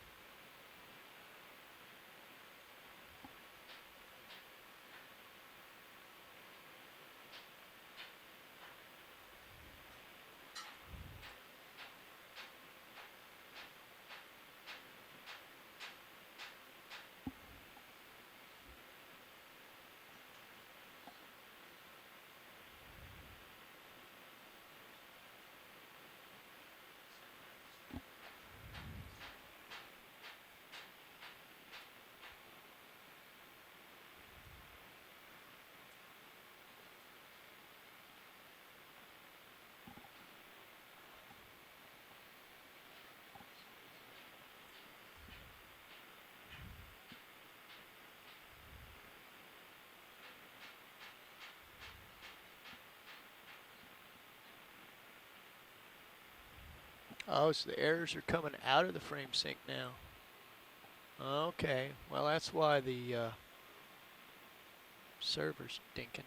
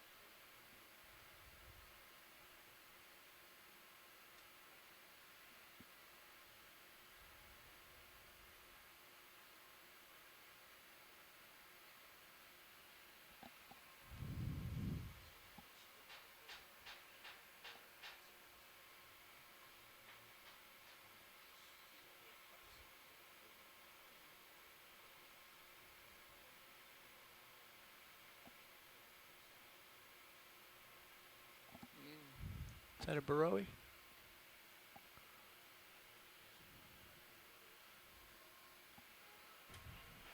I gotta keep you in view. No, is that a burrowie? Somebody said. It's a type of ctenophore.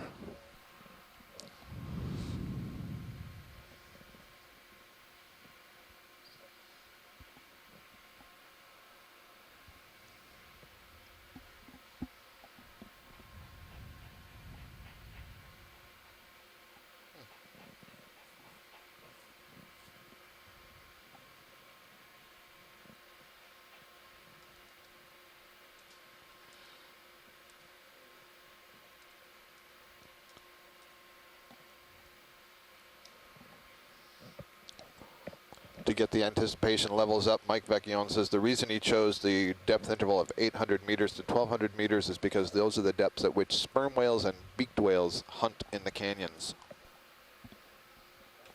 Yes, we'd all like that.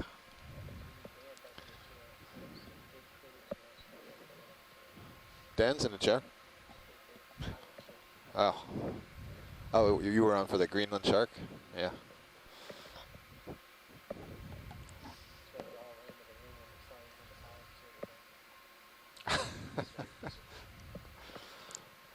I think we got some good stuff on that wall.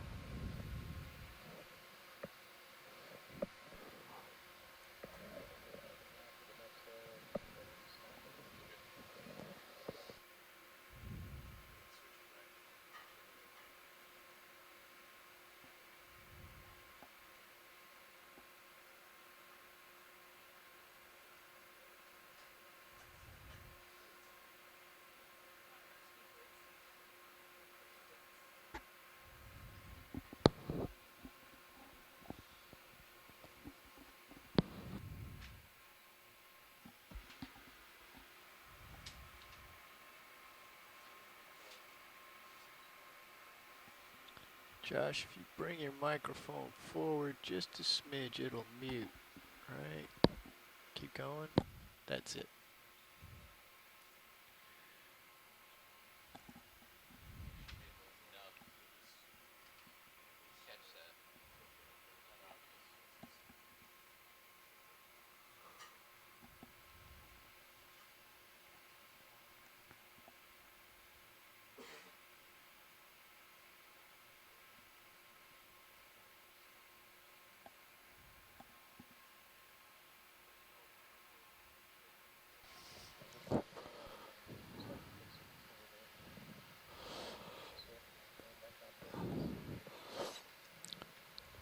This depth range is also a hot spot for whale fishes, dragonfishes, and anglerfishes. Oh my. Sorry, couldn't really resist that last bit. I don't know, after seeing what it looks like when D2 is coming at you, do you think we're going to sneak up on anything? Yeah, I don't think so. That was quite impressive, that view. It explains why some of the fish appear to be a little bit dazed. Sure. Why is the sun coming towards me? Scott, did you say whale fishes? That's what it says here. Randy, can you tell us what a whale fish is? He says there's only 2 to 3 videos total of them. Is that like a basking shark? Well, I don't know if that's what he means. That he's in our chat room here, and I'm sure he will let us know. Oh, he's going to call in. Excellent. Perfect.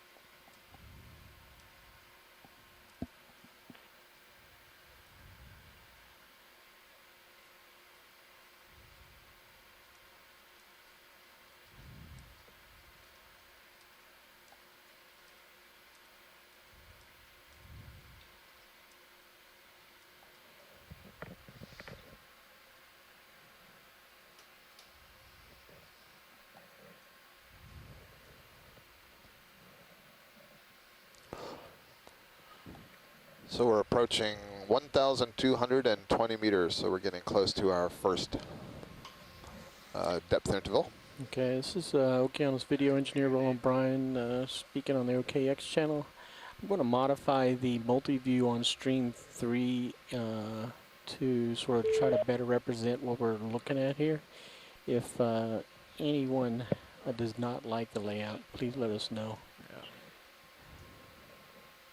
Get myself stopped right at. Hey everyone, this is Randy Singer from the University of Alabama.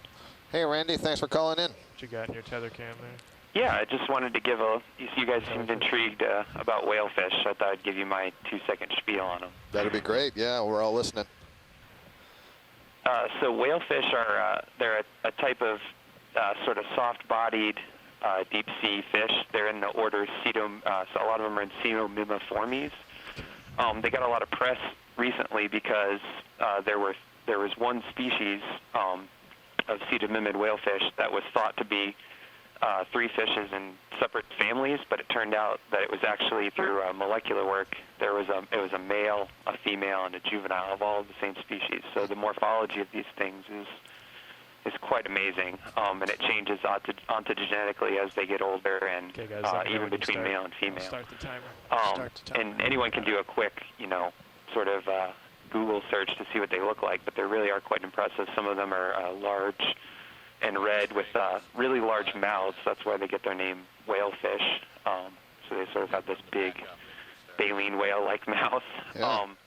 A lot of times they're poorly sampled because it's thought to be that they're pretty fast swimmers, and a lot of times trawls are moving kind of slow. And then in addition, they're so soft-bodied that when they're in the nets, they tend to get obliterated on their way up. So again, to sort of harp in the school along with Mike Vecchione and saying that these type of expeditions are so valuable in that if we are able to capture video of these midwater fishes that are destroyed a lot of times in being collected, they're extremely rare. Whalefish have only been caught on video a handful of times. I can only think of 2 videos off the top of my head where they've even been seen alive. So it'd be really great. Well, fantastic. Well, here we go. We are at our, thank you, Randy. We're at our first, beginning of our first transect, and we're going to start zooming in on things as we see them. And let's see, could this be a Keatignath? Hang on, Roland. Gotta chase it. Look, it moved more like a fish than a Keatignath. There you go. Gotta go. It's all right. That's what we do. So let's see, we are moving. Okay, You just stay put. No. science, just to inform the shore of what they've got in the quad split. On stream 3, the upper left is a Sirius camera. The upper right is the ROV's HD2, or the camera that's at the top. And then the bottom one is ROV's HD1 camera. Center screen. Thank you, Roland. And the bottom left is the ROV pilot screen, so they can see the depth that we're at. Sorry, so there's a beautiful Hydrozoan Medusa that we're looking at right now. You've seen on the bottom, I've referred to hydroids several times.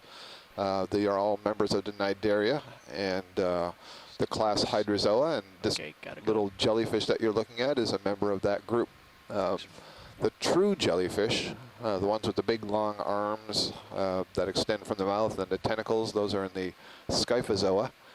So a different group from the Hydrozoa. The Hydrozoan jellyfish are usually much, much smaller, and we refer to them as Hydromedusa, usually not much bigger than a thimble or your thumb. Gelatinous thing. Oh, it's kind of out of the light there. Yeah, it's kind of hard to see. It was there 1 second and just disappeared. Josh, see if you can tow in the lower lights a little bit. Tow in lower lights. Fill in the middle.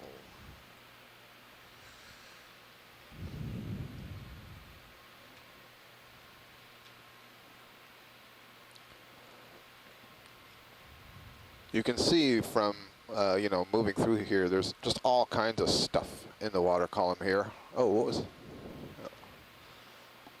I saw it too. Yeah, I'm not going to say anything because we're going to get I some, understand. we're going to try to get the light in the middle here. Yeah, no worries. Slight flare in the HD1's camera.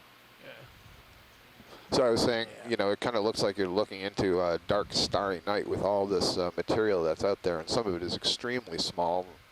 We can't hope to visualize it, we'll try to get some of the bigger stuff. And ideally what we want to do is see something a little bit in the distance because we're moving towards it, and be able to get a good focus on it as we get closer to it before either it passes us or we pass it. Slow.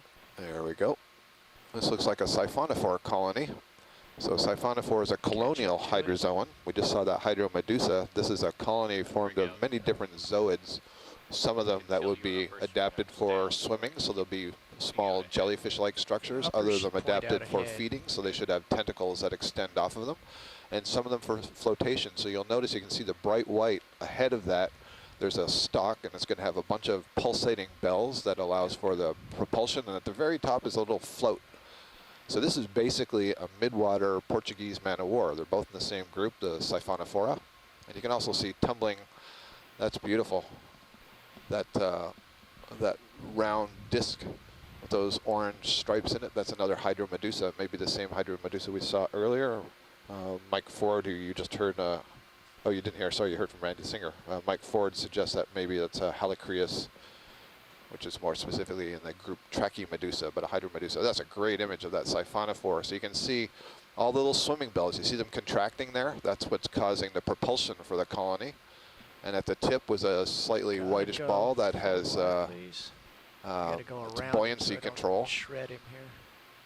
And then extending from that were all little polyps that have their tentacles that are used to capture fish larvae or invertebrates, and then they can be ingested and digested. And all those different zooids are connected together such that the stomach is essentially continuous throughout them. Looked like perhaps a ctenophore in the Sirios view. Okay, 3 more minutes at 1200. Can we tilt the HD out of the light? Yeah, I was just running for my life. Oh, I didn't notice. There's it. There it is. Okay. Thank you. Oh, and here's a Skype Medusa. This is a true jellyfish. And this, I think the name Poralia, I think we saw one of these in the first day, and I sent it to a colleague at the Monterey Bay Aquarium Research Institute, Stephen Haddock, who's spent a lot of time looking at midwater jellies, and he identified it as Poralia. He said it's a fairly common deep water jelly. Look at that. Beautiful. Okay, beautiful. Just a very slow zoom.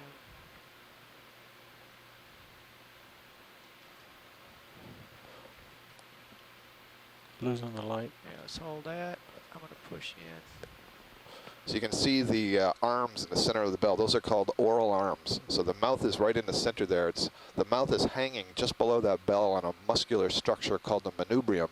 And the end of the manubrium is elaborated into these arms. And if you've seen like the lion's mane jellyfish, it's got these very long arms coming out of the center. So the mouth is tucked up in there. And then around the margin of that frilly bell, there's probably very short tentacles as well. Very nice. If you look in the Sirios view, yeah, it's great. You see D2 hovering with the jellyfish just off in front of it. Nice view. Okay, we got to come wide rolling. Good stuff. So we're going to sort of get out of its way as we go forward here. Remember that the ship is moving forward on the surface at 0.2 knots, and so it's tugging Sirios. And so, you know, we can't just stay here for as long as we want. There is basically a train that we're attached to that's moving. And this is why, if we can identify things out into the distance, we can zoom on them and then kind of wait as they come towards us, and then we have to leave. Sweet. I think that's good. So, The arms might be blocking it. So Mike Ford reminded me, hopefully we'll see another one of those siphonophores. At the tips of some of the tentacles, they have little lures, and some of those lures can be bioluminescent. And they'll kind of, like if you were fishing and jiggling your line with a worm or something on it to try to attract the interest, they will sort of make that little lure dense to attract potential prey. Copy that. Are we stable for the moment in DP, or? Okay. You got your sonar yeah, set just keep me to up to date. Thank maximum you. sensitivity. Yeah. Did you copy that, Dave? Negative. Can a siphonophore come Another in? siphonophore. Okay, that's good. All right. Let me coast to a stop here, Roland. And we got a go up to 1100 here. And a fish, looks like maybe a little cyclothony. Shrimp. Actually, is this a siphonophore or is this a salp chain? I don't see any tentacles on this one, so this might be a salp chain perhaps. Working on it. Understood, I'm sort Okay, a of little talking. bit of zoom rolling. He's out of the light. Oh, he's out. Okay. Go ahead, Bridge. Oh, he's too close. Okay. I gotta go around him. Okay, copy that. So I that think means that's- you change your heading That's a salp chain. to Yep. what, or what does that mean for us then?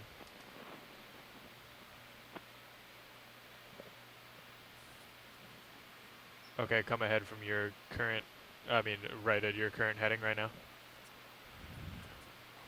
Something at the top of the screen. Okay, yeah, copy that. Standby one. Looks like a Larvacean House, guessing. Okay, pilots, they're going to have to come out of DP, Okay. which Just deal with it. I Which thi- way do you think they're gonna go? they're Can we going to go capture at their that critter? current heading, which is 160. No, sorry, Oh. which is 280. Oh, that's Sorry. fine. If they need to come ahead on that heading, we are perfectly set up. Okay. Just have to rotate. Yeah, all And you'll we need to can- do is Should we, Yeah, you guys just rotate, and we can still do our transects. By the way, pilots, that's Uh, 0 gain. I'm alright, riding hang on a plus minute, Roland. 6. Are they gonna turn around and do the transect the other way? What's the They're coming ahead right at their current heading okay for how long? until the starboard. Go ahead, Bridge. Okay. Okay, roger that.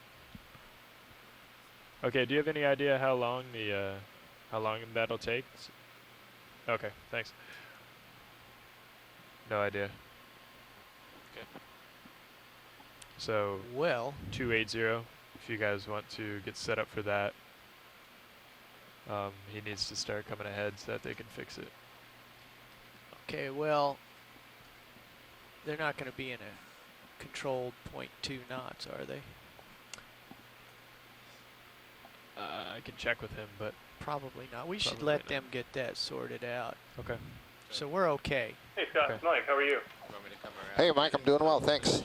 Yeah, can you hang on just for a Yeah, I second? just wanted to Let's add that being able to see those salp chains see what at happens. Let me this see depth, how quick is just they- Yeah, really once you exciting. spin around, we'll that's stretch out and then we can. really hard for Bridge us to now. be able to That goes. sample with nets these gelatinous animals and hold those types of chains together in a sampling operation. So having a chance to look at them in high def and compare the Turn out. individual salps with these long chains Bridge is now. just absolutely fantastic. Absolutely. And we hope that, we'll get to see some good views and keep them in camera long enough that we can focus Yeah, on them so you can get do we that have any kind of idea what comparison. And it's a common theme, and I know it as well. What All this speed, gelatinous stuff, you drag that'll it be through a coming net, ahead? and you don't get much up besides really bits and pieces of mucus on the surface. If we could keep it at 0.2 Oh, I know or that. I 0.3, live there. that would be good for us. Okay, thanks. It must be If I frustrating. come around, I'm going to put a turn in the, So just, I'm just trying to 6'8"? follow That doesn't the matter. discussion that's going on in the front row. We are, I think, having a little bit of problem with the DP, the dynamic positioning system on the vessel right now. That might mean, for a short time anyway, it's a little bit hard to maintain the slow speed direction we want to go. So we may just hang out a little bit, get that resolved before we do our next transect. Does that sum it up, Nav? Thank you. I don't think your mic's on. Yes. Yeah, Sorry. there we go. That does. I was going to tell you the situation, but it sounds like you got a handle on it. Cool, thanks, Chris. Sure. So for now, we can enjoy what we're looking at here. So you guys are no longer viewing each other? No, we're not. There's a nice This is a Tina 4. Tina 4? I know. I'm gonna work it. Stand by. Gotta back up. Back up. Get him in the light here. Let's tilt up a little bit here. yeah, you're 30, That's the good spot. 30 meters below me right now. Dave. Okay. Stand by, rolling. Okay. In very slowly. Is this gonna He's still bouncing around in my prop wash, coming right. I'm getting pulled by the tether. Go ahead, Bridge. Roger that, You are thanks. full wide. Pilots, we're done at 1200 anyway, so if you want to come up to 1100. All right. Can you push? So that was Yeah, pushing out. that was a ctenophore that you were looking at there. A ctenophore is a Out and up. gelatinous animal that Yep. essentially swims using cilia, bands of cilia that are arranged in rows the length of the body. There are different kinds of ctenophores, and so those rows are variously modified, but one of the hallmarks of the ctenophores is, as that name suggests, teenies. The teenies are these bands of cilia that are grouped together. It's almost like you look at a comb. They're referred to as comb rows running along the body, and they paddle those along and are able to move through the water column. So they're quite different from jellyfish, for example, which use jet propulsion by squeezing the bell and squeezing water out. These guys instead are paddling their way through the water column. Go ahead, Bridge. So the one we just looked at there looked kind of like a burrowed type of ctenophore. They're really Roger that, quite that's perfect, flat. thank you. And those are specialists for feeding on Did other you copy that, gelatinous pilots? organisms. Okay, we're back in a DP. Hey Scott, it's and Mike we're Ford again. back I to Hi, Mike, go ahead. just wanted to make a comment. 080. I think if I understand it right, some of these How would you animals, guys like set the up the other ctenophore with the red That's all right. body, We'll fix it. Yeah. it's meant to mask Just, the If you want to bioluminescent come up to prey that 1100, Yeah. and that it then eats. we can sort it So, out there. Because we I guess need when you're to in the start business coming of up to eating glowing prey, it's since we, good to hide what you've eaten dawdled at the bottom. behind that red Tell you coloring. what, So Josh, I why think don't that's my you head understanding up of some of these red and ctenophores and I'll get other onto you and get spun red-colored around, jellyfish that we get see back around in here. formation. Absolutely, thanks, Mike. So I've read similar Well, reports. go ahead. Basically, that Come up red and get pigment yourself turned around essentially all the way, looks black back up. in the deep sea where there's no light. We can see it because we're shining these lights on it. The video camera are able to pick it up, and so the gut walls of these organisms or the outer parts of the body may be pigmented red, such that anything it ingests is essentially camouflaged on the inside of his stomach. So yeah, if your food lights up and you don't want to become food yourself, you want to So I'll just stay lined up disguise on that 080 and or hide it. get yourself turned around. So it as sounds you like come up. our DP system is back online, so that's good. And we are moving up through the water column to reach the 1100 meter mark, and we'll begin our second 10-minute horizontal transect. Hey Scott, Randy Singer here. Hi, Randy. Just had another cool fact about deep sea fish coloration. Yeah, there is one fish in the deep sea actually that can see and not only see red light but also produce red light. It's called a Malacostius or a stoplight loose jaw, and they produce red light from an organ underneath their eye to have sort of an invisible sniper scope. Oh, that is great. In addition, it also has chlorophyll pigment in its iris, so it can absorb the red light and see it. It's just totally bizarre. Only fish that can do it. That is ridiculous. Thanks for that bit of Here's information. another ridiculous fact. Go. Here's this is Mike Vecchione, Hi, Mike. and Randy pointed out on the event log that some of these wiggly little fish that we're seeing are cyclothonies. 1100. And cyclothony is the most abundant vertebrate on Earth. People think of the migrations of the large animals in Africa as being really, really abundant, but there are far more cyclothony than any other kind of animal that's got a backbone.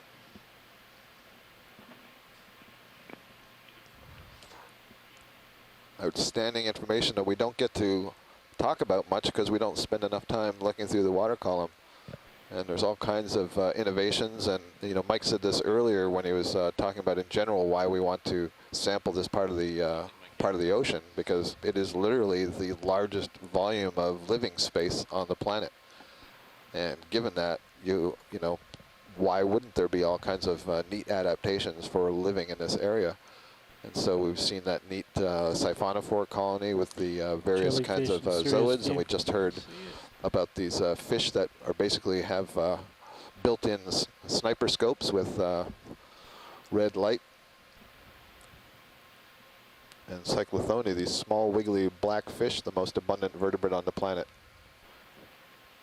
You may have heard this comment that the oceans and the phytoplankton that live in the oceans are really important to the Earth simply because of the oxygen that they produce. So all photosynthesizing plants and organisms as a byproduct of photosynthesis are producing oxygen, and some 50% of, I think it's 50%, someone can correct me if I'm wrong on that, but something like 50% of the oxygen in the atmosphere is due to the phytoplankton in the ocean. Now they're only living at a relatively small layer at the top of the ocean, but the ocean is so big in terms of its area that that accounts for a lot of primary production. So then if you multiply that by the average depth of the Earth, the average depth of the ocean, which is something like 3,700 meters, Is there any that's a more lot of tweaks you volume. can do to the There's a lot of ocean down there. There's a lot of rate organisms sonar? floating and swimming in it. Yeah, you can run the gain. The leftmost adjustment there in the toolbar up there. No, not that. That. Just crank that all the way up. That's your analog gain. Just max it out.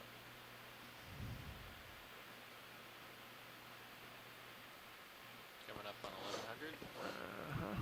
In the instant messaging room, Randy Singer follows up that not only are Cyclothoni more abundant than all the other vertebrates on the planet, they're more abundant than all the other vertebrates put together on the planet.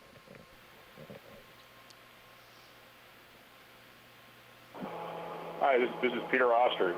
On a related thread, fish are the most diverse group of vertebrate animals on the planet. Oh, cool. What's over 32,000 species described, another 250 described each year, but there's greater diversity of fishes than combining mammals, amphibians, reptiles, and birds together. Cool. 32,000 species of fishes out there. That's a lot that you have to memorize in your ichthyology class. So, what do we got going on here?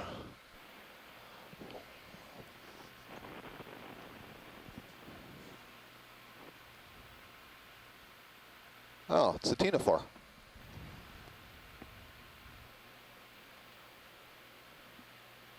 Is this a lobate ctenophore, perhaps? It's a little bit... Oh, I see. It's a lobate ctenophore, and we're looking up into the mouth through the lobes. Cool. So I was just describing a ctenophore, and it has these comb rows. And when the cilia in those rows, the teenies, when they're beating, they catch the light and they reflect it. So it looks like there's this iridescent rainbow. And that rainbow is basically showing you where those beating rows of cilia are. Very cool. And so that was a lobate form. It was different from what we saw the first time. The lobate forms have these large gelatinous lobes that are, they actually have these muscular arms associated with them too, that they can help manipulate their food into the mouth. Oh, Mike Vecchione's giving me a name. The blood-bellied ctenophore Bathocrioi. Bathocrioi? I guess that's it. Bathocrioi. Thanks, Mike.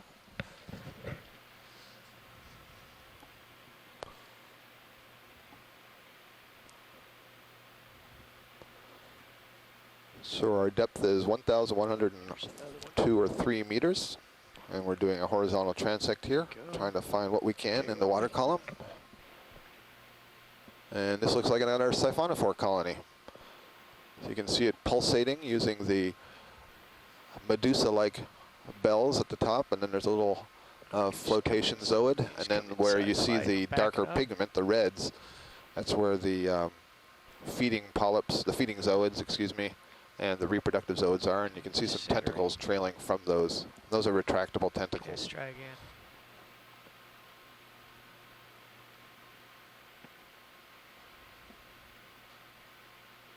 He's, yeah, he keeps jetting towards me. I'm going. So the siphonophores are cool. Those are colonial animals. So they start from a single egg, and they basically bud all those different sorts of zooids that have the different functions in the colony.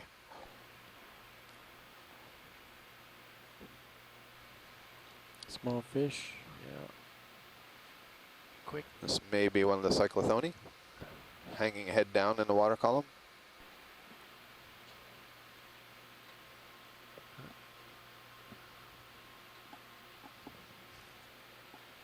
Go wide. Okay. 5 more minutes here.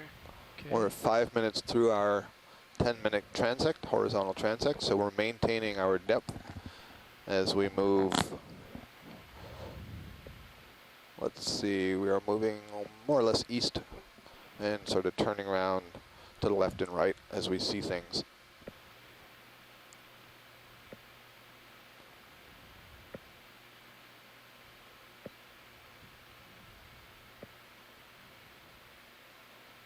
There's that center screen. Hang on. Something small. Yes, tiny, tiny.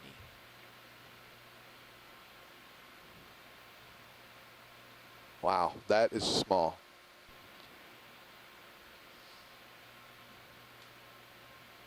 And It almost furry. looks like, yeah, well, so I think it's a little polychaete. Yeah. Looks like it had parapodia. We run with lasers on. Yeah, it wouldn't do any good. Depends if we come across the shark. So We'll turn earlier, when we rather come than a across fish, folks on shore believe that may have been a chaetognath. Chaetognaths are commonly referred to as arrow worms.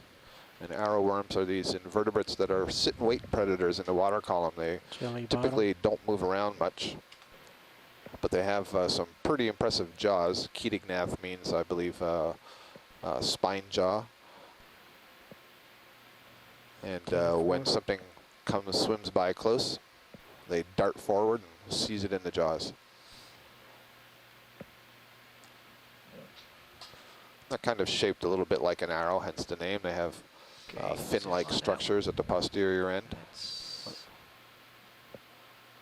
I think that's, yeah, that's another lobate ctenophore, like the one that we just saw a little bit earlier. It's way out there. Well, I'm not sure. Is it way out there or is it way in here? it's often hard to tell. Yeah, it's hard to Way tell out. based on the light. Okay, wide, please.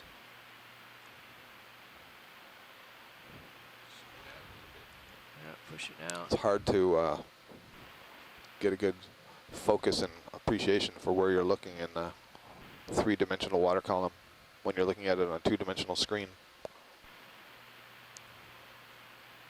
Let's just slow the ship down to 0.1. Give ourselves a little bit more time to work on this stuff. Gelatinous top Yeah. left. Coming at it. Bridge nav. Hey, could we slid Okay, on to slows in. 0.1? Thank you. That's good. Okay, Dave, after you're done with this shot, let's So go on up this, to 1,000 let's meters. see, is this a Larvacean House? Must be a Larvacean House. We're seeing some of the filters in there. Check to see if there's some agreement with that on shore before I describe it. Sure looks like a pretty flimsy, mucusy covering. And those look like the Yeah. filters to me. Yep. So a larvation is a member of the phylum Urochordata. Actually, phylum, yeah, Urochordata? It's a urochordate. I'm going to leave it at that. It's getting tired, I guess, out let's here. go. Gotta go So I up. described this the other day. It's a little tadpole-like invertebrate Lead off, that Josh. builds a mucus house around itself, and it beats its tadpole-like tail. It's not a vertebrate, it's an invertebrate, but it beats its tadpole-like tail. It's subphylum Make sure we Urochordata. verbally indicate Excuse that me. we've finished that And, transect, so clip generates a water flow note. through the house, through the mucus Transect house, is through the finished. filters, and 1,100 meters. picks up a bunch of these particles that you see in the water column, Ascending to 1,000. and it will feed on those particles. And then once the filters get too clogged, it basically just ejects the house, builds itself a new one, and then that house can continue to accumulate food particles and bacteria and so on and become a nice meal for a larger organism.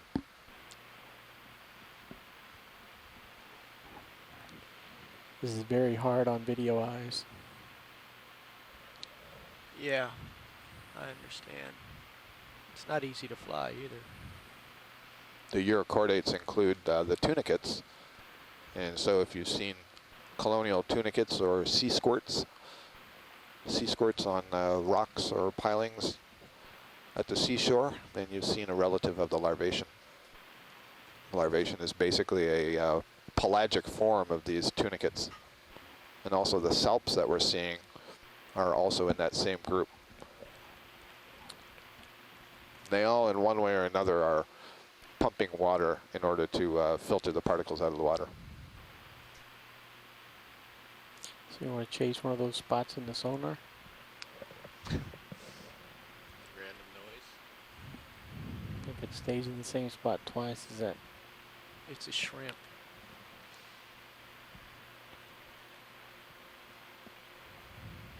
Well, I have this mark.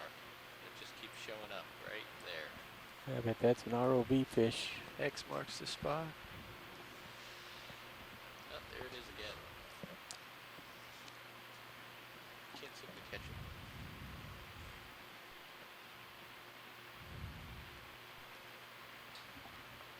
Coming up halfway to 1,000. Snipe you. Yep.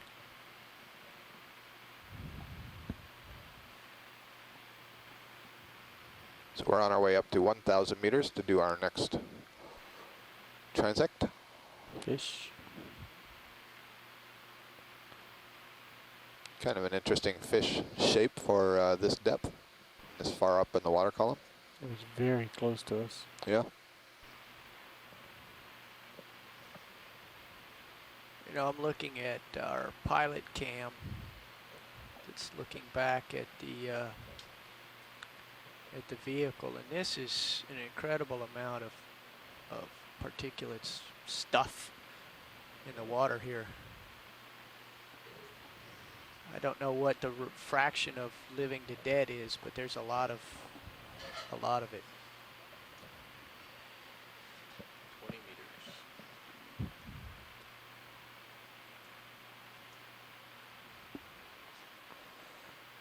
So on stream 2 you can see what the pilot was just describing about so much particulate in the water column. You're looking at the pilot cam. Alright, Dave? Yeah. Here we are.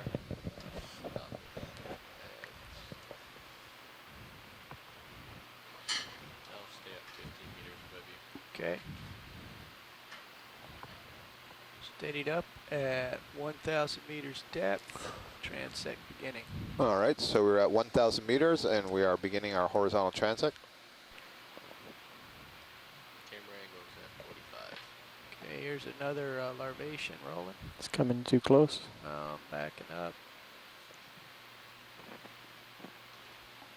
Looks exactly like the other one.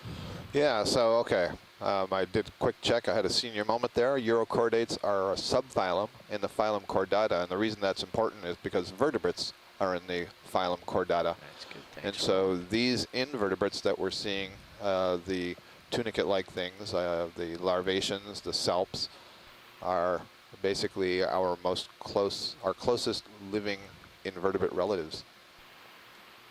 White jelly. Just went out of focus.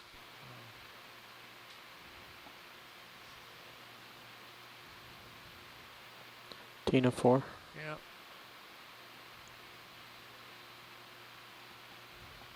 Josh is attempting to tune the lights, close the gap in the middle.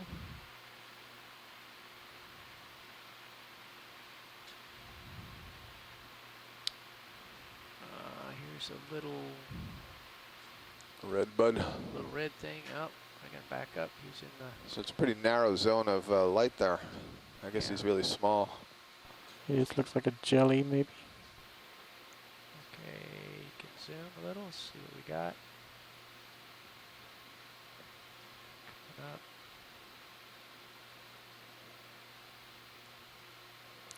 I can. Oh, what do we got here? Jellyfish. Hang on. Come back. Wait a minute. Well, I don't think it's far away. It's just Yeah, no. out of the light. Yep, just went under your camera. Drat.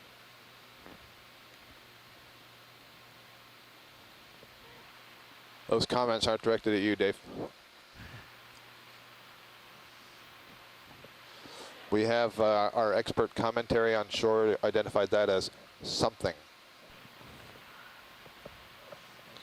Just so you know, all of these descriptions I'm doing are engineering descriptions.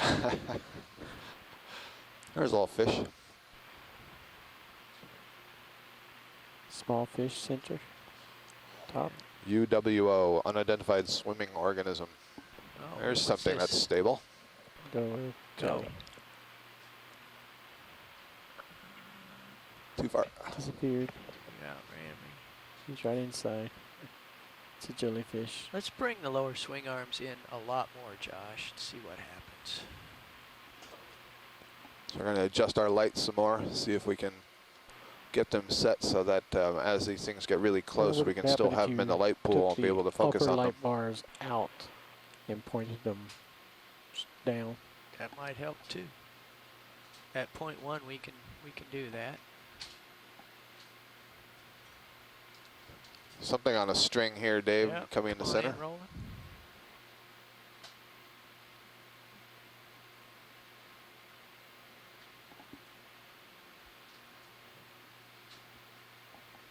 It's very reflective. Yeah. We'll go with It mucus. looks like a mucus string. Yeah. And I wonder if this is, you know, one of these discarded larvacean houses that's just accumulating stuff. And go back in. And the orange thing on the right. No, I'm going left. What's this? Slow, slow. With the white thing. It's kind of purplish. Oh yeah, Top of the off in the screen. yeah. Ctenophore. 17 to 4, coming left. There's a funny shape. Not sure what It's that got- is. Yeah. I'm gonna push towards it. Come out a little bit.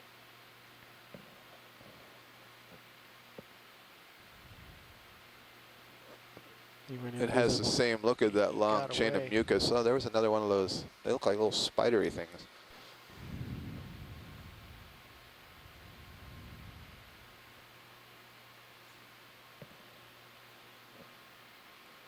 Something right.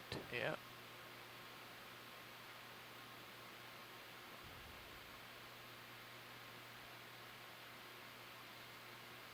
That should help a Yeah. lot when you're closer in. Yeah, Ham's working on it. Coming up. They're going We're invisible. up to my port a little bit, but still Huh. good.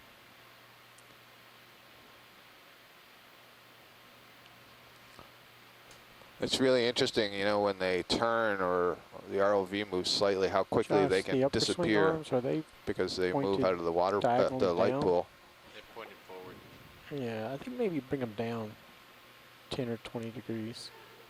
You might get. We'll see how that looks. And we don't see anything in the distance. Yeah, got yeah, some it's flare there. instantly flare, yeah.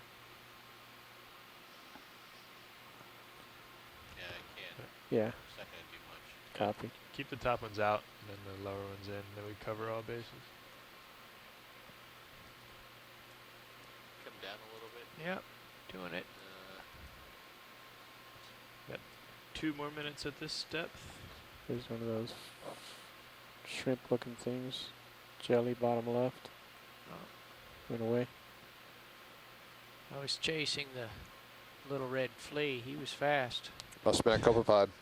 Yeah, some of these things are quite fast. And small. Oh, there Jelly. was a jelly, yep.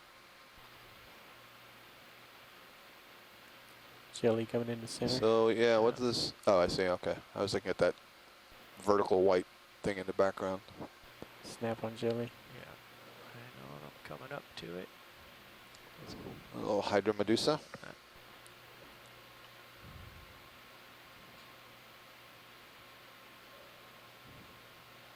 Nice. Those, the pink spots that you see in a circle on the top of that bell, those would be the gonads Clear. that are on the inside of the digestive space, the gastrovascular cavity. Basically, the gonads hang from the floor of the digestive cavity. Let's go on up to 900. Coming up. All right, so Into the that transect. End of transect. End of transect at Snipe 1000. eel, lower left. Wire coming up. Oops. Stowing. Well, let's leave them out. Let's see what happens. If they start flopping around, we'll put them away. But you did such a nice job of getting it dialed in. Yeah, we are.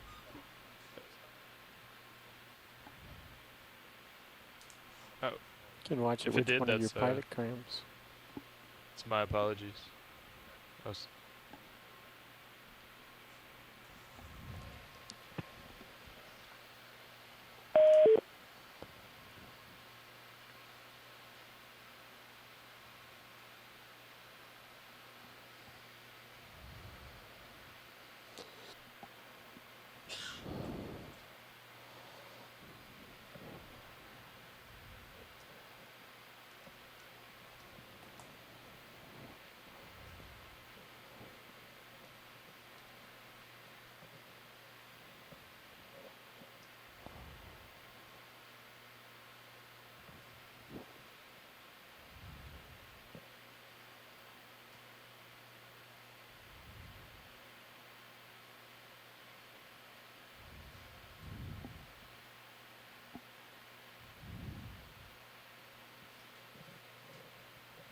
Everything's happy.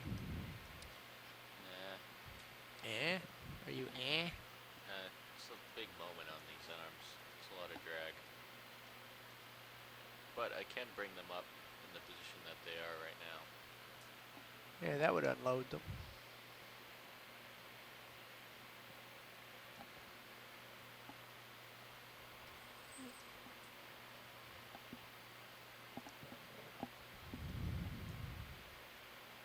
Jelly on Sirius.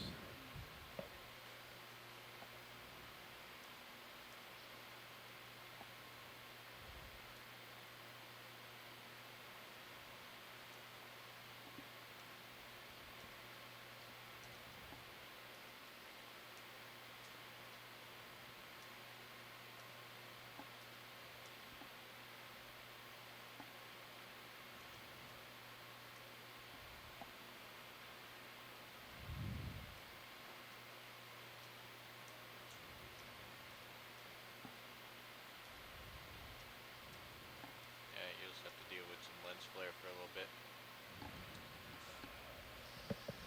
And then I can just deploy him. Okay. Coming up to 900. Sirius is at 904. I'll go to 880 or 885. We're about 916 meters depth, and the temperature is now 4.6 degrees Celsius. And just as a frame of reference, when we got to the bottom this morning at 1,881 meters, the temperature was 3.67 degrees, so it's warmed up about 1 degree as we've come up about 900 meters into the water column. Surface water temperature, I think, was something like 14 degrees Celsius, something in that range. Slow down. And stop.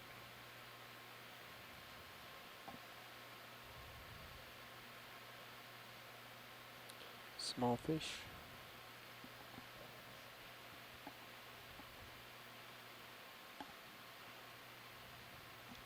He seems determined to stay with us.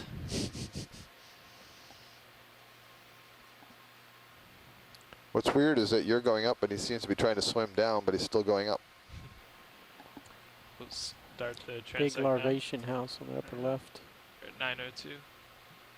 900 meter transect starting now. Oh, yes. That's amazing, Roland. It's going off the screen top. I'm after it. Yeah. Watch the thrusters. It won't take much to push him. Yeah. Looks like a very large gelatinous sheet here, a large mucus sheet. You can see all the little dots in it. This may be perhaps a very large house. I don't know that this would be a larvation house. I'm not sure that they could make them this large. See activity on the left edge of it. Yeah, tilt down. It's, I gotta destroyed. Discombobulated. You know, there are a variety of organisms that feed by releasing sheets of mucus to bind up particles. And so we saw, for example, a swimming pteropod and a swimming snail earlier this week on one of our dives. So when they feed, they sort of sink and they drift mucus sheets into the water column, and a variety of other organisms. So it may just be that all this mucus collects and drifts through the water. So it looks like we have a chain of something and Fish. something behind it. Is that a fish? No, Tina 4.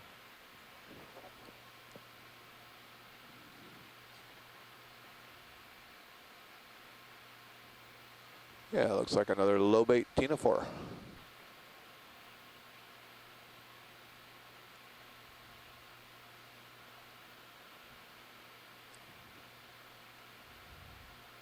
There, as it starts to get into the light better, you can see the reflection of the comb rows, and there you can see the two major lobes of the lobate ctenophore. Full wide. Jelly top, right? Yeah. An encore performance. Snap Second. before he gets too close. Okay.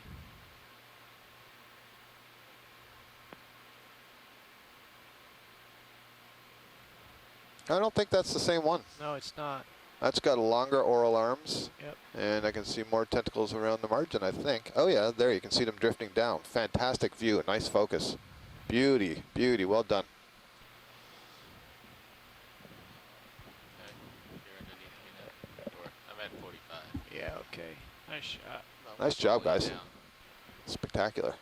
Delta's 13. We're okay.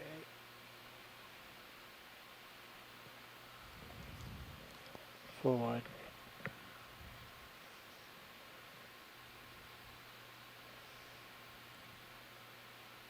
Co-pilot deck. Just go past it sideways so I don't turn it into Co-pilot jellyfish deck. fricassee.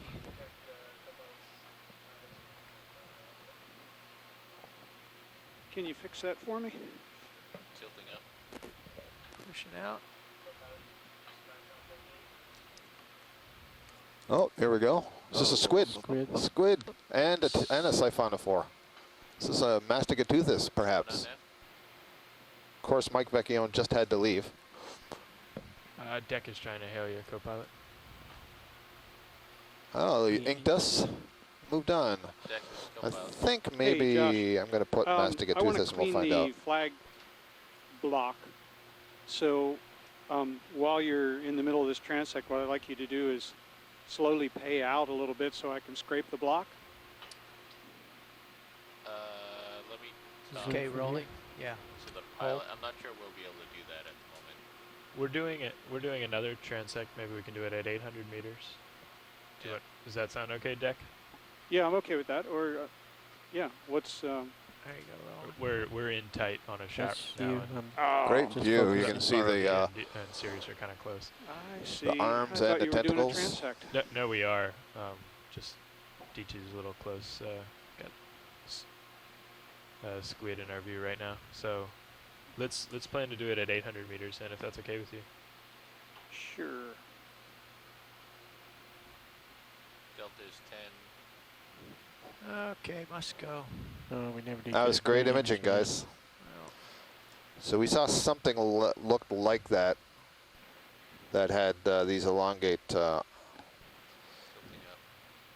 tentacles, and it was called Masticatus magna. Jellyfish. Angle's 35.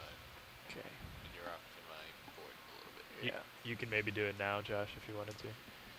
So some of the notes that I took on that Okay. that's Go ahead, Josh. that squid. I'll hang on. I'll Pay tell out you in little just a bit moment. now. Okay. We'll finish go our ahead. transect and then I'll I'm tell you. scraping. It's like another Larvacean House, perhaps. That's a good speed. Video, can you come wide Okay. on Come on in, roll. port SD or HD after you're done with